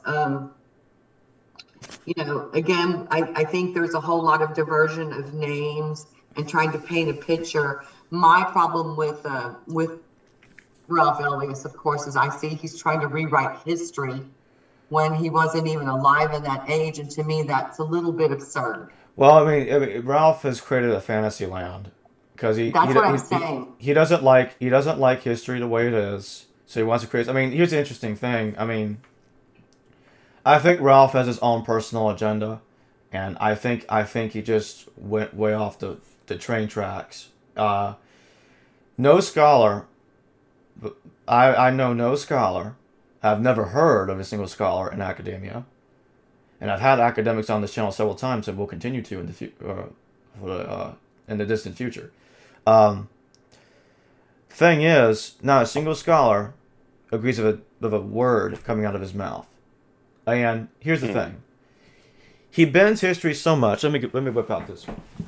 He bends it so much it breaks. I've shown this book many times on camera. This is the Chronicle of Zuknan, parts 1 and 2, translated by Amir Harak. Now, Ralph cites this book a lot. He lies about it too. And the thing is, he deletes. Well, he tries to make a case for this. He tries to make a case for deleting almost 200 years of kings from history, because he tries to say, well, this book here, which he takes out of context, says that King Abgar V is a son of a Parthian, which, by the way, it actually never said that. And that's really... That's what I gathered from him. Yeah. Jacob, can I ask a silly question? Yeah, ask me a silly question.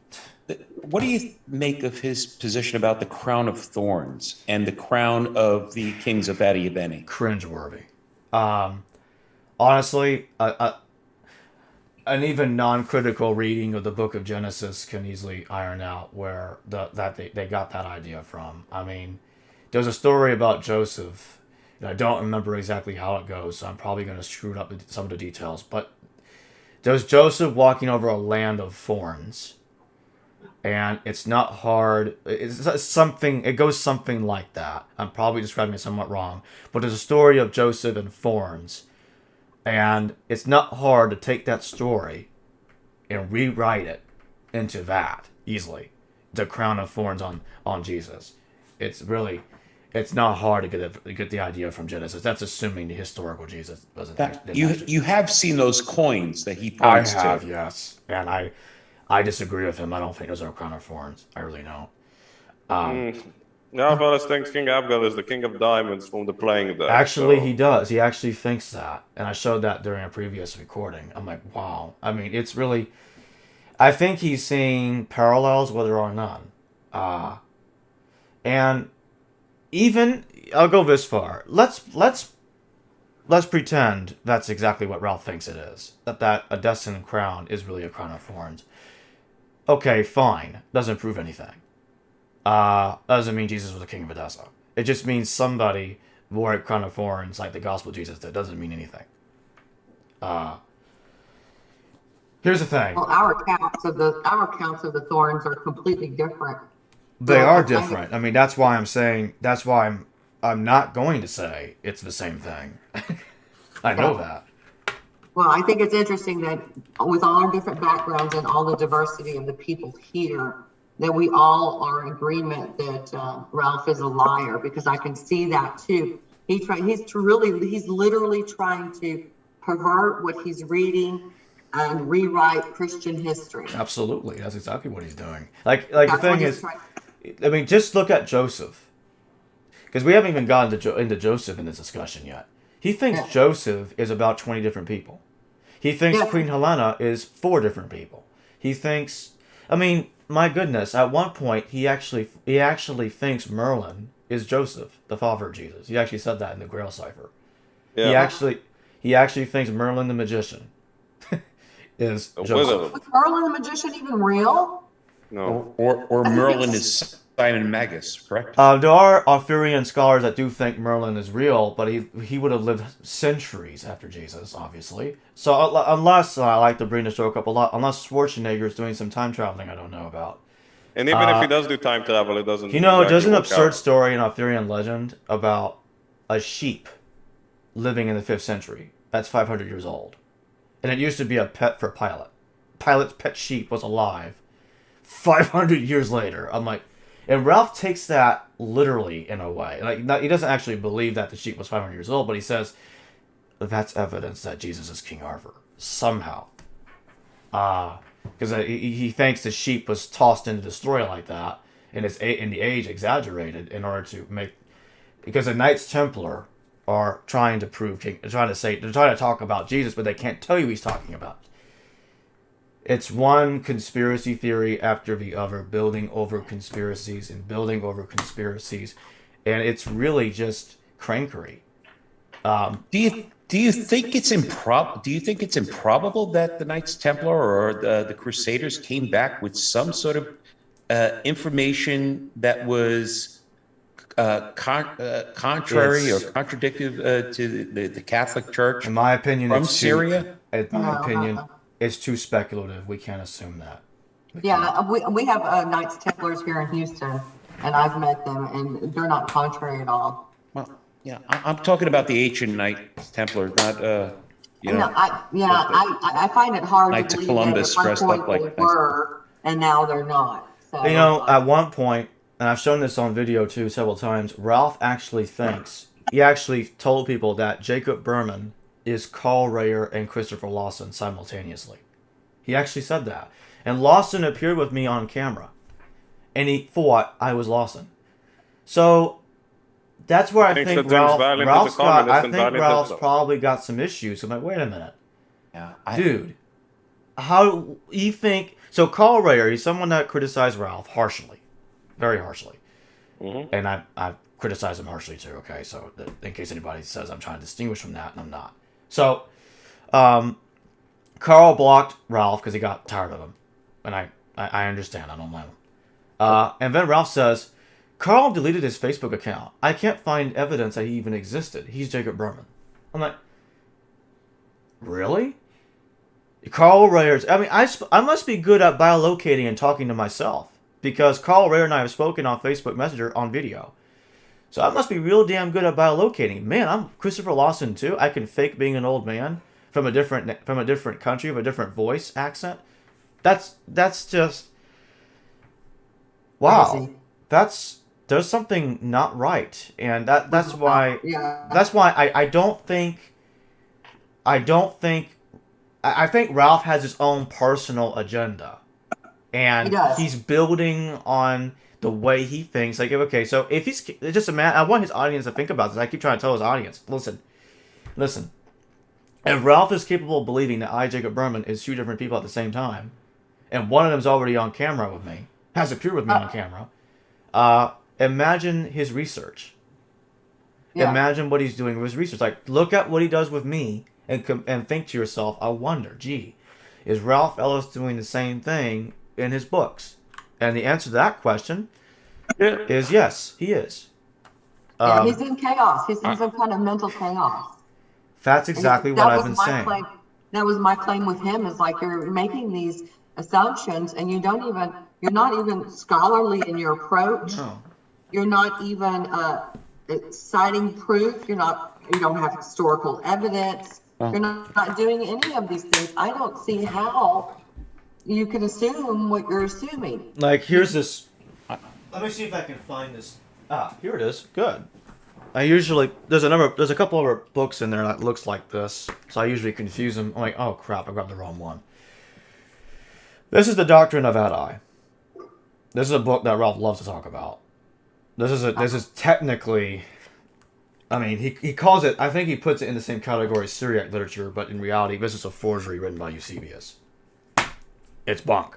And it was written around, I would say, probably by 320 CE, maybe 309, somewhere around there.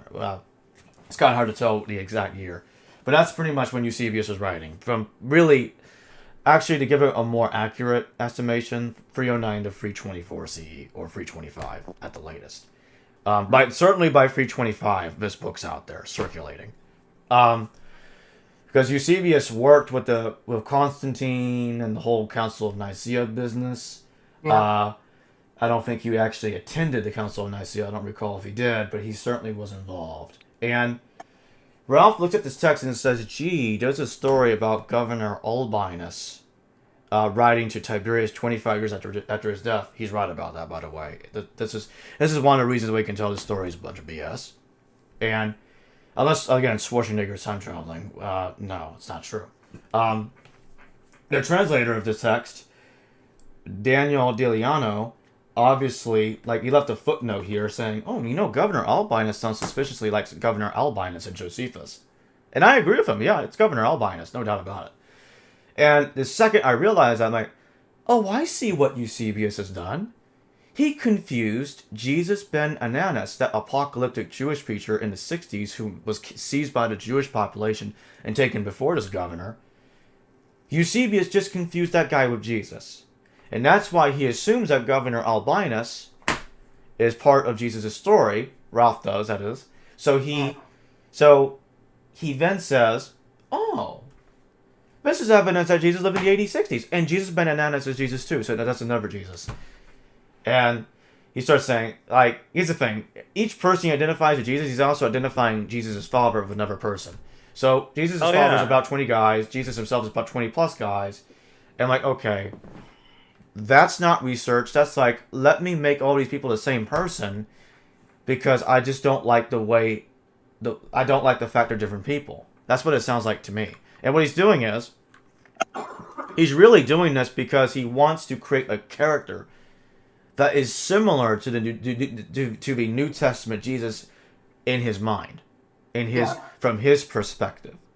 Yeah. And like, I mean, he goes as far as making this absurd claim that, what's that guy's name? I can't remember him. Huron of Alexandria. He makes this machine that could turn water into wine. And I remember watching this video where Ralph gave a presentation to his audience saying, Huron of Alexandria made a machine that could turn water into wine. I'm like, okay, cool. So what? Well, because Jesus did the same thing, that means Huron of Alexandria, he says Jesus owned the machine Huron of Alexandria made. I'm like, oh, come on. I'm like... he got it off eBay. Jacob, like, one thing. Yeah, go ahead, Chris. Regarding Lena Einhorn's theory as compared to Ralph Ellis's, how do you compare the two? How do you distinguish the two? It seems that you hold, I mean, listen, Ralph's theories are far more fantastical and speculative, and Lena has some restraint. But you don't seem to hold Lena Einhorn to the same level of scrutiny. But there seems to be a lot of the same sort of leaps of faith and to answer your question, Chris, I don't put them too far apart when I compare them, because I'm like, okay, so here's how I look at Lena. Oh, gee, the Egyptian, right? He went to the same mountain as Jesus, therefore they're the same guy. I'm like, no, not at all. Like, it's like saying Uncle Bob went to town on Mount Everest in 1930, and this other guy called John went to the same mountain on 1960. Does that mean they're the same guy? Come on. That means every single person that went to the same mountain is the same person. That's what that logic means. It's fallacious. It's circular, and that's why most critically thinking academics ignore her work. That's absurd. You're saying they're the same person simply because they went to the same mountain. Literally. Yeah. That's just not how things are done. In all fairness, I believe she makes it more than just that connection. Yeah, she makes another one. Like, well, he died after Theudas did. Theudas got beheaded at the Jordan River. I'm like, and so we're saying that Theudas is John the Baptist too, because that's what she's trying to say there, because they were both beheaded at the Jordan River. Like, Jews getting beheaded there wasn't uncommon. Come on. I mean, it's the same fallacious circular logic. Same guy beheaded. They were both beheaded at the Jordan River. Therefore, the same guy. Therefore, every single person being beheaded at the Jordan River had to be the same guy.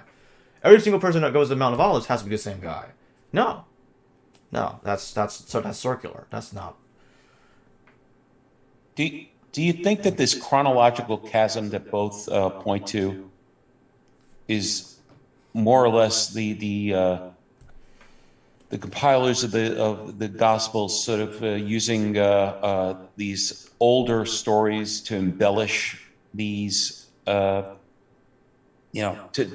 basically you're getting these 60s and 70s AD stories conflated with these 30s and 40s stories by latter-day embellishers, the compilers of the Gospel? To answer that question, the first thing I'm going to say before I actually answer is, Bart Ehrman, and I'm going to paraphrase him because I don't quite remember how he said it. He says basically this: it is a certainty. Like, I'm on the same level as him, like, in terms of like what I think about the historicity of Jesus. I agree with him. This is kind of what I mean by that statement. That it is impossible to say that Jesus was crucified outside the reign of Pilate. It is a certainty. We know it happened. So that after making that statement, I'm going to say this. At best, I think there are, and in terms of embellishing, like, 'cause here's the thing. Let's take Mark 13 for example. The little apocalypse, when Jesus says, "Okay, well, woe to you, woe to Jerusalem. The temple's gonna be destroyed one day, like after my crucifixion." So he's predicting the destruction of the temple in 70. At least the story claims that he did. Bart Ehrman seems to think so, because he portrays Jesus as an apocalyptic preacher, and I do understand the logic behind that. I suppose if you looked at the rebellions that happened in the 30s, which Lena Einhorn claims there were no rebellions in the 30s, which is not true at all. I was saying Lena Einhorn claims. Yeah, no, I hold you. I just can't believe it. Yeah, she says that. I'm like, and she quotes Tacitus and takes him out of context. Says the 30s was relatively peaceful. Well, in terms of there was no war between Rome and other nations at the time, yeah, but not about Judea, Lena. Anyway, because you look at Josephus, was a disaster. We got John the Baptist in there getting killed. We got the Samaritan revolt. We got the Pilate. And during the first year of Pilate, 26 CE, there was already a massacre. During the first year of Pilate, barely, and probably actually, if we take Josephus more into context, barely a few days into Pilate's reign, a bunch of Jews were killed because Pilate got mad. We were just days into his reign. But Lena's like, oh, Christmas trees. It's all so peaceful. I'm like, honestly, that's kind of a really nice way of a fine example of ignoring history. Yeah, like she didn't do her homework well. She can't stand the 30s, the 30 CE. So it's like, okay, I'm going to pretend the 30s never happened, and I'm going to move Jesus into the 50s because, well, some dude happened to go to the same mountain as he did. That's circular reasoning beyond words. I'll give her an A for at least not believing that 23 men are the same guy. No, as I said, Lena actually has some restraint when she does what she does. The but problem is she does the she's same still thing not as too Ellis. far off from going that route with claiming that, okay, two guys are the same person because they went to the same mountain. But that kind of logic, you can eventually get to 23 guys. She thinks three people are one people, correct? It's not about the number. Well, Lena does, yes, if you add the fact that she also thinks Paul is Jesus. Correct. Yeah, that just... Yeah, and this is cringeworthy because this is based on a passage in Acts, which she also takes out of context when the Roman garrison commander Claudius Lysias arrests Paul, saying, "Are you that Egyptian who led those few thousand guys into the wilderness?" And then Lysias releases him later after realizing he wasn't. But then Lena says, "Oh no, he is the Egyptian because Lysias confused Paul for the Egyptian and let him go after realizing he wasn't." I'm like, what? So you're saying the opposite is true, even though the Acts tells you the opposite of that? Come on. So it means even though the story says clearly to the reader that Paul was proven not to be the Egyptian after being falsely accused of being him, that somehow means he actually is him. It's like going to a courtroom and saying, David was found innocent. He didn't murder Bob. That means David did murder. He is the murderer, Bob. No. Come on. I'm sorry. That's a little laughable. I can't really hold myself back there. That's really funny. Because that's circular. Very circular. At this point, we might as well say Jesus is all things to all men.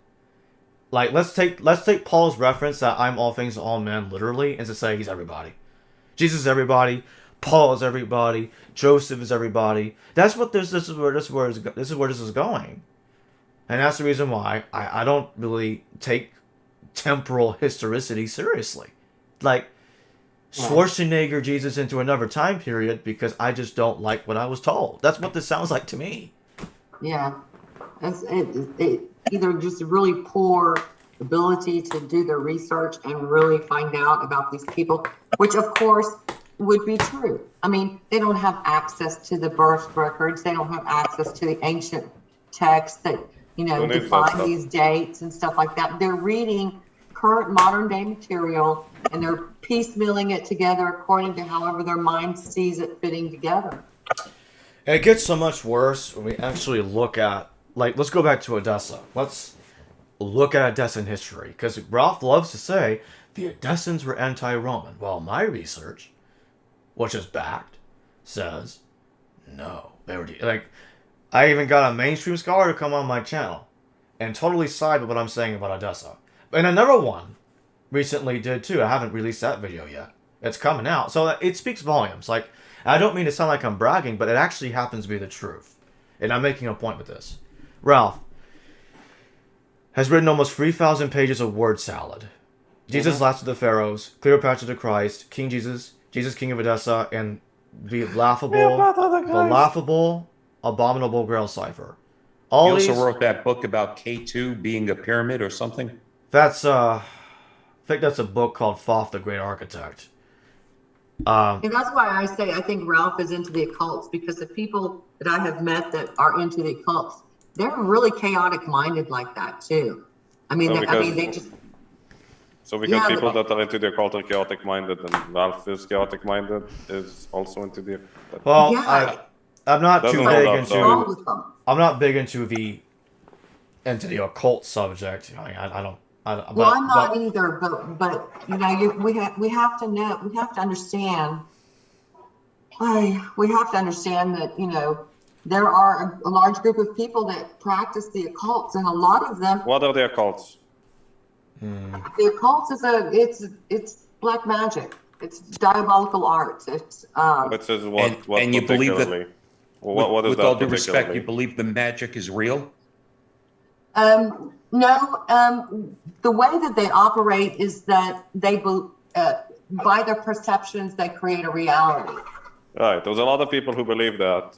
Not all of them do the. I mean, some of them are even physicists to say some stuff about quantum, whatever. But there are people who believe that perception creates reality. It's very, very common nowadays. So everyone who believes that is an occultist. Well, their perception is tangled. You know, so it's not like a rational-minded person thinking, but it's like tangled, like their mind is in some kind of chaos. Well, you know, Tina, there is a whole school of thought called subjectivism that believes that perception creates reality, and it's one of the three biggest schools of thoughts in Western philosophy. The biggest proponent of it is Immanuel Kant, who believed that the way we interpret the world distorts how we view it by our viewing of it, and was basically the biggest philosopher of the modern era. Well, so everyone who is somehow influenced by him is an occultist. Yeah, I know they do that. That's kind of a misfire. But let's just say, you know, our perception of a computer is a computer, right? So I mean, there's some things that are hardcore. You know, a tree is a tree. And the road is the road. Okay, so we can't tangle those perceptions. No, that's not what they do, Tina. They say that, well, because you can only view a road the way you view a road, then it has to be distorted, because you can't view the road as it is. You can only view the road as it is to you. That's a completely different argument than what you're saying. They said, yes, it's a road, but it's a road as it's viewed to you, so you can never know what the road is actually like. Okay, well, let's take your example. Is the road in our perception? I don't believe in this, by the way, but perspective. The role in our perspective, okay. Perception. The road, okay. So you're somebody who has a lot of disorder in their mind, and you're driving down the road, right? So, and that disorder, what does it mean? You don't know the stop sign is the stop sign? No, they say you know a stop sign is a stop sign, but they say, well, if you know a stop sign is a stop sign, one, it's a coincidence, and B, it's just social convention. It's not that there's actually something doing it, it's just that we all agree that it's a stop sign. That this isn't, you're really, really straw-manning this whole position. No. What I'm saying is that I have noticed that people who practice occult have a tendency to be a little bit more chaotic minded. Yeah, they're disoriented, so to speak. They have a disorienting. Yeah, they're disoriented. They're disoriented. They're a little more. And because of this, you think Ralph Ellis is a occultist? Well, he's posted stuff about the Masonic Lodge, and so that's what Masons are. They practice. I don't know anything about Masons. Yeah, I met a Mason once. I don't know. And I called him out on it. I called him out on it because I'm trying to get to the bottom line of why he's always trying to redefine Jesus and redefine history. So I'm trying to look for that reason. There's something that's going on in his mind. So I'm analyzing his post and his profile, and I'm looking at this, and I'm like thinking, well, wait, he's just posted something about the Masonic Lodge. He posted something about St. But George. Ralph posts stuff about everything. He posts stuff about Snow White and the Seven Dwarfs being and then someone who was a real Mason came up and corrected him on that post. So he gets corrected on every post he makes. Honestly, I mean, there are. I know a Freemason that doesn't believe a word that's coming out of Ellis's mouth. I know a Freemason who doesn't believe in magic. Yeah, so I don't think. Therefore, I don't think it's because Ralph is a Freemason that he's acting like this. Because there are people out there that think like him that aren't Freemasons, that aren't really. Then he's got some kind of onset of early Alzheimer's. Honestly, here's the way I look at it. I think there's Ralph. Something going on up here. I think a simpler look at it that is pretty much confirmed by the empirical data is that Ralph is a pretty stupid man, and that's I think it's as simple as that. He's a stupid guy, and like let's go back. He's not just stupid, but he's also dictatorial. He has a dictatorship mind in the sense that those kind of people that think like that, they think I am right all the time. He's a power luster. Yeah. I am right even when I'm wrong. I am right, and then because Ralph also says, like he'll say, Jacob plagiarizes my research. He still says that right now. I'm like, so saying the opposite of what you're saying somehow means plagiarism. I'll have to remember that.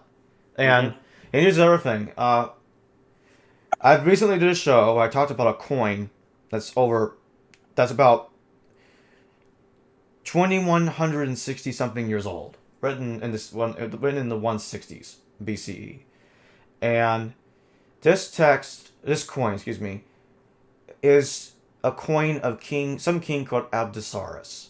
He's the king of Adiabeni. But according to Ralph Ellis, that coin shouldn't exist because Abgar founded Adiabeni on the year 84, Adiabeni, which he claims is Edessa. I do agree that the Adiabeni and the Edessans were ruled by the same family, but let me just put it this way. And that's from Professor Eisman's research, not from Ralph. Ralph claims it's coming from him. But no, Professor Eisman made that case way before Ellis. Okay, so it looks like Chris left the chat room. Oh, miss him. Maybe he'll come back if he wants. Anyway, but yeah. We know that Edessa or Adiabeni existed almost 200 years before he claims it was founded. And so, and the reason why he, like I was going to say earlier, he makes King Abgar V the son of a Persian based on Moses of Corinth's text. Persians are Parthians, or anyone who doesn't know that. To make that work, he has to assume that almost 2 centuries of kings didn't exist. Even though we know Plutarch mentioned that King Abgar II was the ally of Lucius Afranius, whom was a legate under Pompey. Who was a what? A legate. He's called a legate under Pompey. Okay. So I'm like, okay, so hold on, Ralph. What are Edessans doing helping the Romans? Oh, here's another king from that same family, King Zamaris. He fled to Israel on 4 BCE, given tax exemption and land. Given land tax-free by Herod the Great.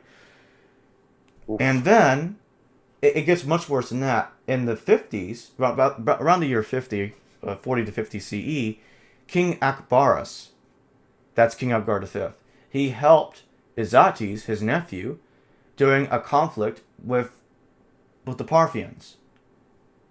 In order to enforce, and this is the best part, to enforce Adiabeni, its mandate to be a buffer state between Parthia and Rome. So they're actually helping the Romans keep the Parthians off. They're helping the Romans by keeping the Parthians off their back. But somehow, in Ralph's mind, the Parthians, the Edessans are Parthians, and somehow this is proof that they're anti-Roman. I'm like, what more evidence do we need? Abgar II helping Pompey, Zamaris being given tax exemption with free land, with land with no tax on it, Vespasian protecting King Monobaz's life on 70 CE after the temple was destroyed. King Monobaz was given, Josephus even goes as far as saying that Vespasian gave his personal, that means he was personally guarding Monobazes, which is weird. Personally guarding Monobazes. Wow. They must have been really important allies of the Romans. But they were the leaders of the Jewish revolt, he says. Some leaders. I mean, that's like somebody coming to you and telling you that Leia and Luke and Han were also the guys guarding Darth Vader and the Emperor. It doesn't work. You might as well say that. He might as well say Luke is Darth Vader fighting himself in the mirror. You might as well. That kind of law. Well, that does happen in Dagobah in the cave. So. But Ralph will say that's proof. You see? They're the same guy. You always were. Take the whole scene out of context. I'm kind of the person that, like, I just can't take someone's perception and word for it. I'm very analytical. I'm an accountant by nature, and you know, I want proof. I want 100% proof. I'm just not. So you're an accountant? Yes. Okay. Yeah, I work for oil company. Well, here's the other thing. King Abgar V. Here's something else that Ralph also takes out of context in Procopius's History of the Wars of Justinian. And this is really, I love this because this flies right in the face of Ralph. This is hilarious. This is hilariously contradicts Ralph in so many ways. Abgar, the text calls him Algaris. It's the same guy. It even tells us he's the king of Edessa, so it's the same guy. Algaris stayed in the house of Emperor Augustus for around a decade. And Augustus and Algaris were having fun. They were friends. They had great conversations. And Procopius tells us Augustus loved Algaris so much he didn't want to let him go. I'm like, holy crap. I'm like, okay. Did he put a ring on it? Something's going on there, and it's not. Here's what's funnier. Ralph will say Algaris is Judas the Gallian. I'm like, really? Judas the Gallian, who led a revolt against the Romans on 6 CE because Quirinius, the governor Quirinius, did a census on the Jewish population? Come on. No. Judas would have killed Augustus if he was that close to him. Please. Yes, he would have. He would have taken that opportunity right there. No question. It would have been over in a flash. You wouldn't even blink and miss it. The Praetorian Guard are just going to have to sit. But you know what? What's going on here is that Judas is capable of biolocating and having two different personalities. So Judas is having Praetorian Guard biolocating temporal schizophrenia. Yeah. That's what we have to believe. That's what we have to believe is going on. And Schwarzenegger's doing some time traveling to make sure that this all plays out exactly in the way Ralph wants it to play out. That's great. That's fabulous. Yeah, thank you. Because seriously, I would have to believe that nonsense to get to where Ralph is. It's not even time travel. It's biolocation. You know what's funny? Not even all of that can make it work. You can't time travel and make somebody die over and over and over again. Well, maybe you're going to need to add... Well, maybe fake his death. Well, no, so you need to add a reincarnation mechanism, a biolocation mechanism, and a time travel mechanism. So you have a biolocating, reincarnating time traveler to make this, and then there are still some issues here and there, so you're going to need to add the question is, can Doctor Who make this reasonable? You know what? I figured it! Jesus is Doctor Who! Yeah, that's it. He biolocates, he reincarnates, and he can time travel. So that's exactly what I'm saying. That's exactly how it would have to go. Oh, said, but he also exists at the same time as two people. So yeah, that's the other issue. But at least here's the thing. Even Doctor Who is gonna need an upgrade in order to make this work. And lots of them. Judas dies on 6 CE. King Abgar died on 50 CE. King Monobazes the first died on 31 CE. Let me think of a few. Phraates the fifth died on about 4 CE, maybe as early as 2 CE, kind of depending on how you read the text there.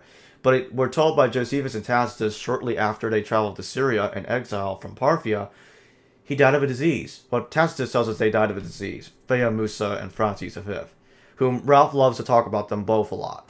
And he claims that Phraates V as King Abgar. So what did he do? Did he fake his death on 4 CE and die 46 years later again? No. And he says, here's the thing. A lot of people that he equates together, they died in different times.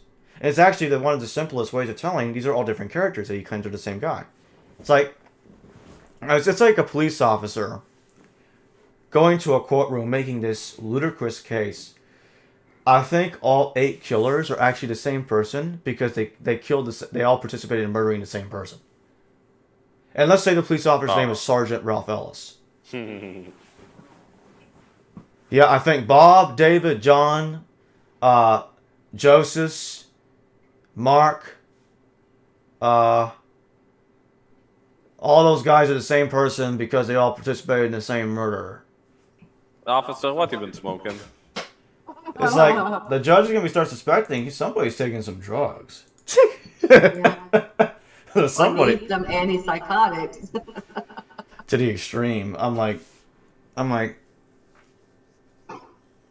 Yeah. It's hard to deal with. It's endless, and the thing is, he goes to this text. It just keeps getting worse. Let me see if I can find it.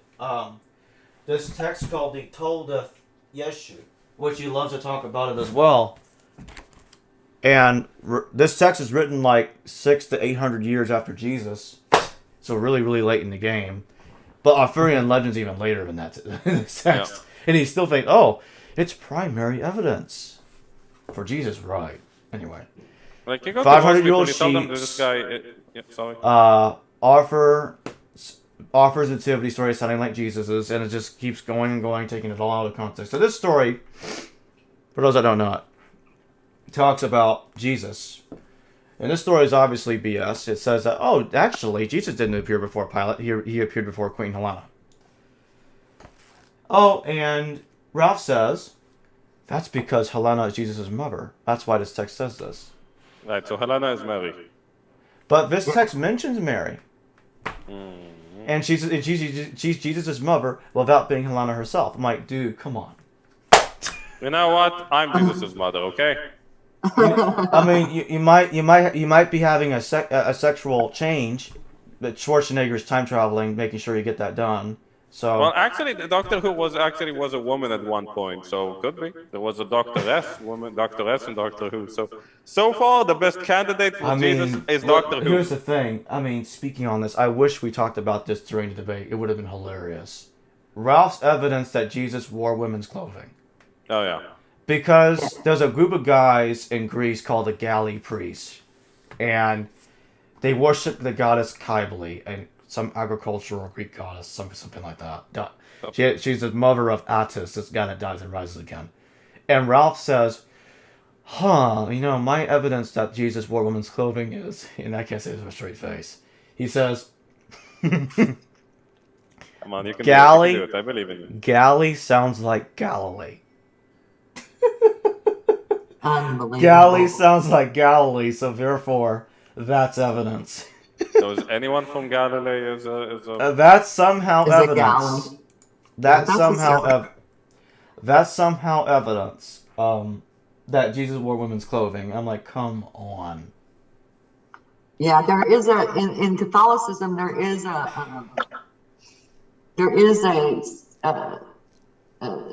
statue that looks like it's Jesus. And it looks like it's wearing a woman's gown, but it's actually depicting something completely different. It's not Jesus. It's a saint. No physical description of. It's a saint, but I think it's supposed to be symbolic that this saint, because it's a saint's name, this saint was so deep, so close to Christ, and then the gown representing the Mother Mary, because Christ in Catholicism was immaculate conceived. And so that means that his physical flesh was more... The Immaculate Conception is Anna. The Immaculate Conception doesn't refer to the conception of Jesus, it refers to the conception of Anna. The conception of Mary by Anna. Yeah, they both were. Mary was immaculately conceived with Anna, who is Yochanem's wife. Yeah. And then Jesus was also immaculately conceived by the Holy Spirit. So it's not the same thing, so obviously. But the point is that the dress is symbolic of Mary, and the statue is symbolic of Christ being one, and it has a saint's name, which means this saint was seen as being them both as one, being both Christ and Mary in his way, how he was, his mannerism, his tenderness, his gentleness, his wisdom. Yeah. So it was supposed to be symbolic, but where is the sculpture? I don't remember his name because where is the sculpture located? I don't remember that either. I think it's somewhere in Europe somewhere. Okay, because I've seen a sculpture similar to that in Israel and Nazareth. So yeah, I've been in the church of the Inception a bunch of times because there's a lot of maybe it's in one of the... Tourists love it, and I really like going there because it's near the market, and after that they can go to the market, and it's pretty good stuff there. Yeah. The problem is parking. Oof, getting parking in Nazareth is horrible. What's so funny? Parking's bad in Europe. No, this is in Israel. Oh, in Israel. Oh, okay. I thought you said it's Slavic, so I thought it was in Europe. Okay. No, this is Nazareth is in Slavic is in Israel. I'm pretty sure about that. Okay. Yeah, the thing is, in order to take the story, the Toldeff issue seriously, Ralph would have to claim that Pantera is yet another pseudonym for Abgar, because he claims that Joseph is Abgar. So Pantera is just another name for Joseph, so he's one more guy. No, it just doesn't stop. Look, the difference, if you ask me what's the difference between Lena Einhorn and Ralph, is Lena is going to stop herself eventually. Ralph doesn't have any brakes on. He just goes on and goes on and goes on, and he's not even aware that it's nutty. I think he's just invested so much money into these books, and I know he's written some articles for National Geographic. And I think he's so financially invested into this ideology that he's adapted or developed in his mind, that it might just be fearful for him that he might lose everything. How much money does he make off of this, though? Like, the interesting thing is, Ralph, during the debate, if you might have noticed this, Tina, Ralph, now some people claim that I was nervous. I wasn't nervous. I was actually pretty pissed for the majority of the debate because of the sheer absurdities coming out of Ralph's mouth was really pissing me off. Yeah, I could tell that you were just like, you had it. You had it. That it was just so ridiculous. You just couldn't take it anymore. Ralph's face, I think he got pale a few times. He kind of laid back, and his upper face looked like he was nervous. And I think he's really financially invested into this deeply, and that's where he's at. I mean, I'm an accountant. I'm going to tell you, it was a good story. He had a lot of people behind him. He thought it was a good thing. Go with it. Dump your money, publish these books. Because I know it's expensive to publish books. And I think most of his books are published online, so it's a lot less costly. Still, I think he's just really invested into this thing. And so that's why he's I don't think it's going to matter what any of us say. Oh no! I mean, he's going to find a way to turn it around and support himself. Of course, he already has. Like, there's a text in the Bereshit Rabbah that I was talking about a lot on this channel. Still, I'm talking about, where it says that Ptolemy is the father of Izates. And Izates, this is not the same Izates that Ralph's talking about. This Izates is the father of King Bazus, Monobazus of Antiochene. So that contradicts Ralph's theory, and then Ralph turns it around, makes a Facebook post about it. I'm sure you've seen it. And he says, Ptolemy is actually evidence that Jesus is the great-grandson of Julius Caesar. Oh, come on. And that's not what the Bereshit Rabbah is trying to say, Ralph. Mm. If anything, it's proving my point that the Adiabeni were related to the Ptolemies. That's all that Yeah. means. It doesn't mean, oh, Jesus is the lost great grandson of Joyce Caesar and Cleopatra. That's just sheer fantasy right there. That is just so far-fetched. I mean, we know that Christ was in the blood. Well, Mary and Joseph both were from the bloodline of King David, and that Jesus also is going to be from the bloodline of King David. Yeah, Professor Tabor. He actually, and I interviewed him once. He does believe Jesus actually did descend from King David. There are some. On the other hand, King David was such a womanizer that it's hardly a distinction. There are some there's quite some non-Christian scholars that do think that's true, and I'm like, I don't see any problem with saying that. And that's the other thing. And so Ralph says that David is a pharaoh of Egypt, and I forgot which pharaoh. It's just Pusesines II, I think it was. I don't remember. I'm a pharaoh of Egypt. You might as well be, because I mean, if I can be two guys at the same time, well, three actually, including myself, I must be real damn good at bilocating, man. I'm telling you. I must be a master at it. It's just, and some people are like, "Oh, Jacob, you're being too harsh on Ralph." I'm like, "I'm sorry. This is the one person that I will say I think he's deranged.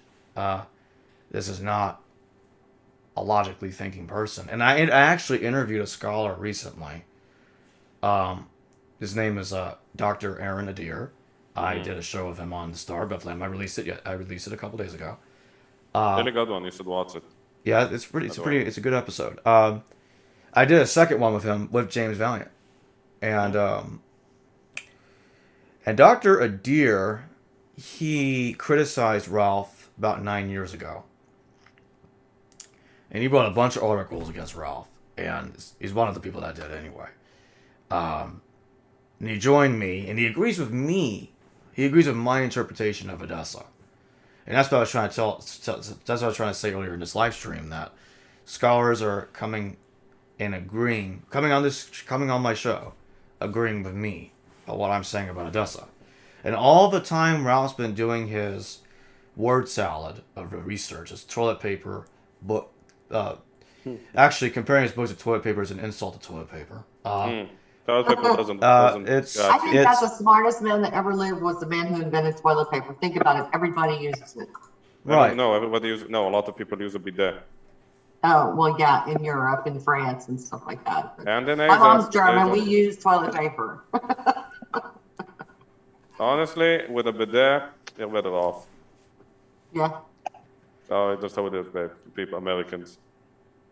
So Also, bidets are really popular in South America. Like, here's the by thing. way, I actually typed down all the people that Ralph claims are the same person as Joseph and Jesus. How funny. Yeah, I gotta go find it. Let me go find it. Is that it? No, it's. The question is, were the Romans wipers or were they washers? That's a really good historical question. What was that? Why is the Did the Romans use something to wipe their bottoms, or did they use something to wash their bottoms primarily? Interesting. I think they probably just, well, weren't the bathhouses and the public bathrooms all in the same place? Yeah, but you wouldn't want to. They probably used the bathroom and then took a bath. Not likely. No? Here we go. I got it. I very need to good move question, this but- to somewhere else on my computer so I can find it more easily. Okay, There's a so place he in claims we're gonna start with Jesus. He claims that Jesus, Monobazes II, Justice of Tiberius, Bar Kamza, Balaam, Basilides, unnamed crucified guy taken down by Josephus, Sadok, Marabar, Serapons, unnamed king of the Jews, Jesus ben Ananas, Jesus son of Gamal, Jesus son of Saphius, Yeshu ben Pandera, Yeshu ben Stada, King Arthur, Crestus, Jesus Justus, the Egyptian false prophet, the teacher of righteousness, Elisha, Yeshua, the Nazarene, and Jesus Christ are the same person. He then says that Joseph is King Abgar V, King Monobazes I, Phrates V, Semiramis, Uther Pendragon, King Bars, Merlin, Judas Iscariot, Gamaliel, Saphius, Ananus, Pantera, Joseph, Agabus, Theudas, Nicodemus, Simon Bophus Sr., and Simon Bophus his son, so that means he's his own son now, Aphrahat, are the same person. Oh my goodness. Yeah.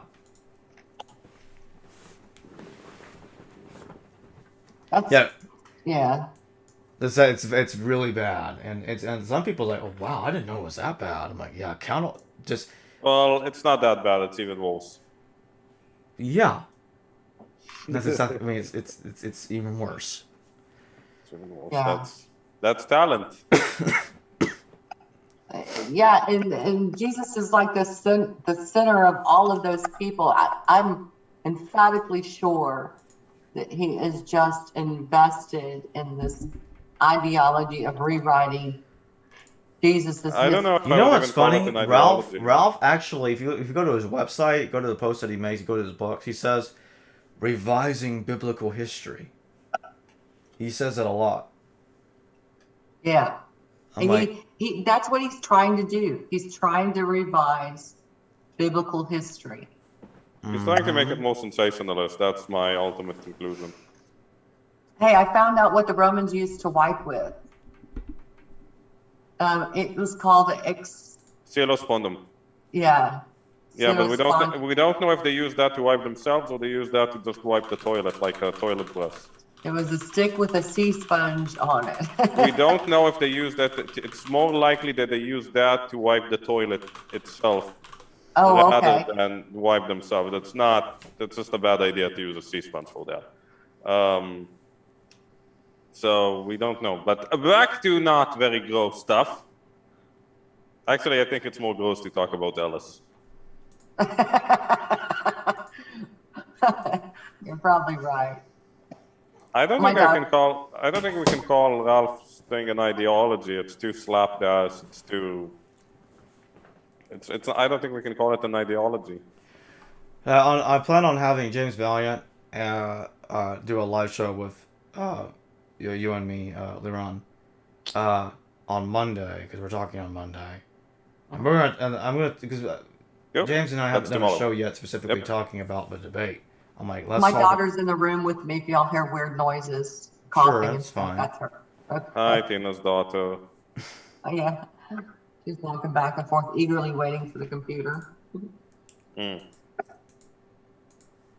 So yeah, that being said, we've been at this for a little over 2 hours, so Yeah. I think we can end the stream here. Okay. Well, thank you for inviting me on and Well, having. we can if you want we can talk for a little bit after this stream. I'm just gonna turn off this stream. So right now I'm just gonna say to everybody, thanks for watching. Like and subscribe. Check the links in the description. Check out the Bart Ehrman GoFundMe as well. I'll see all of you later. Thanks for watching.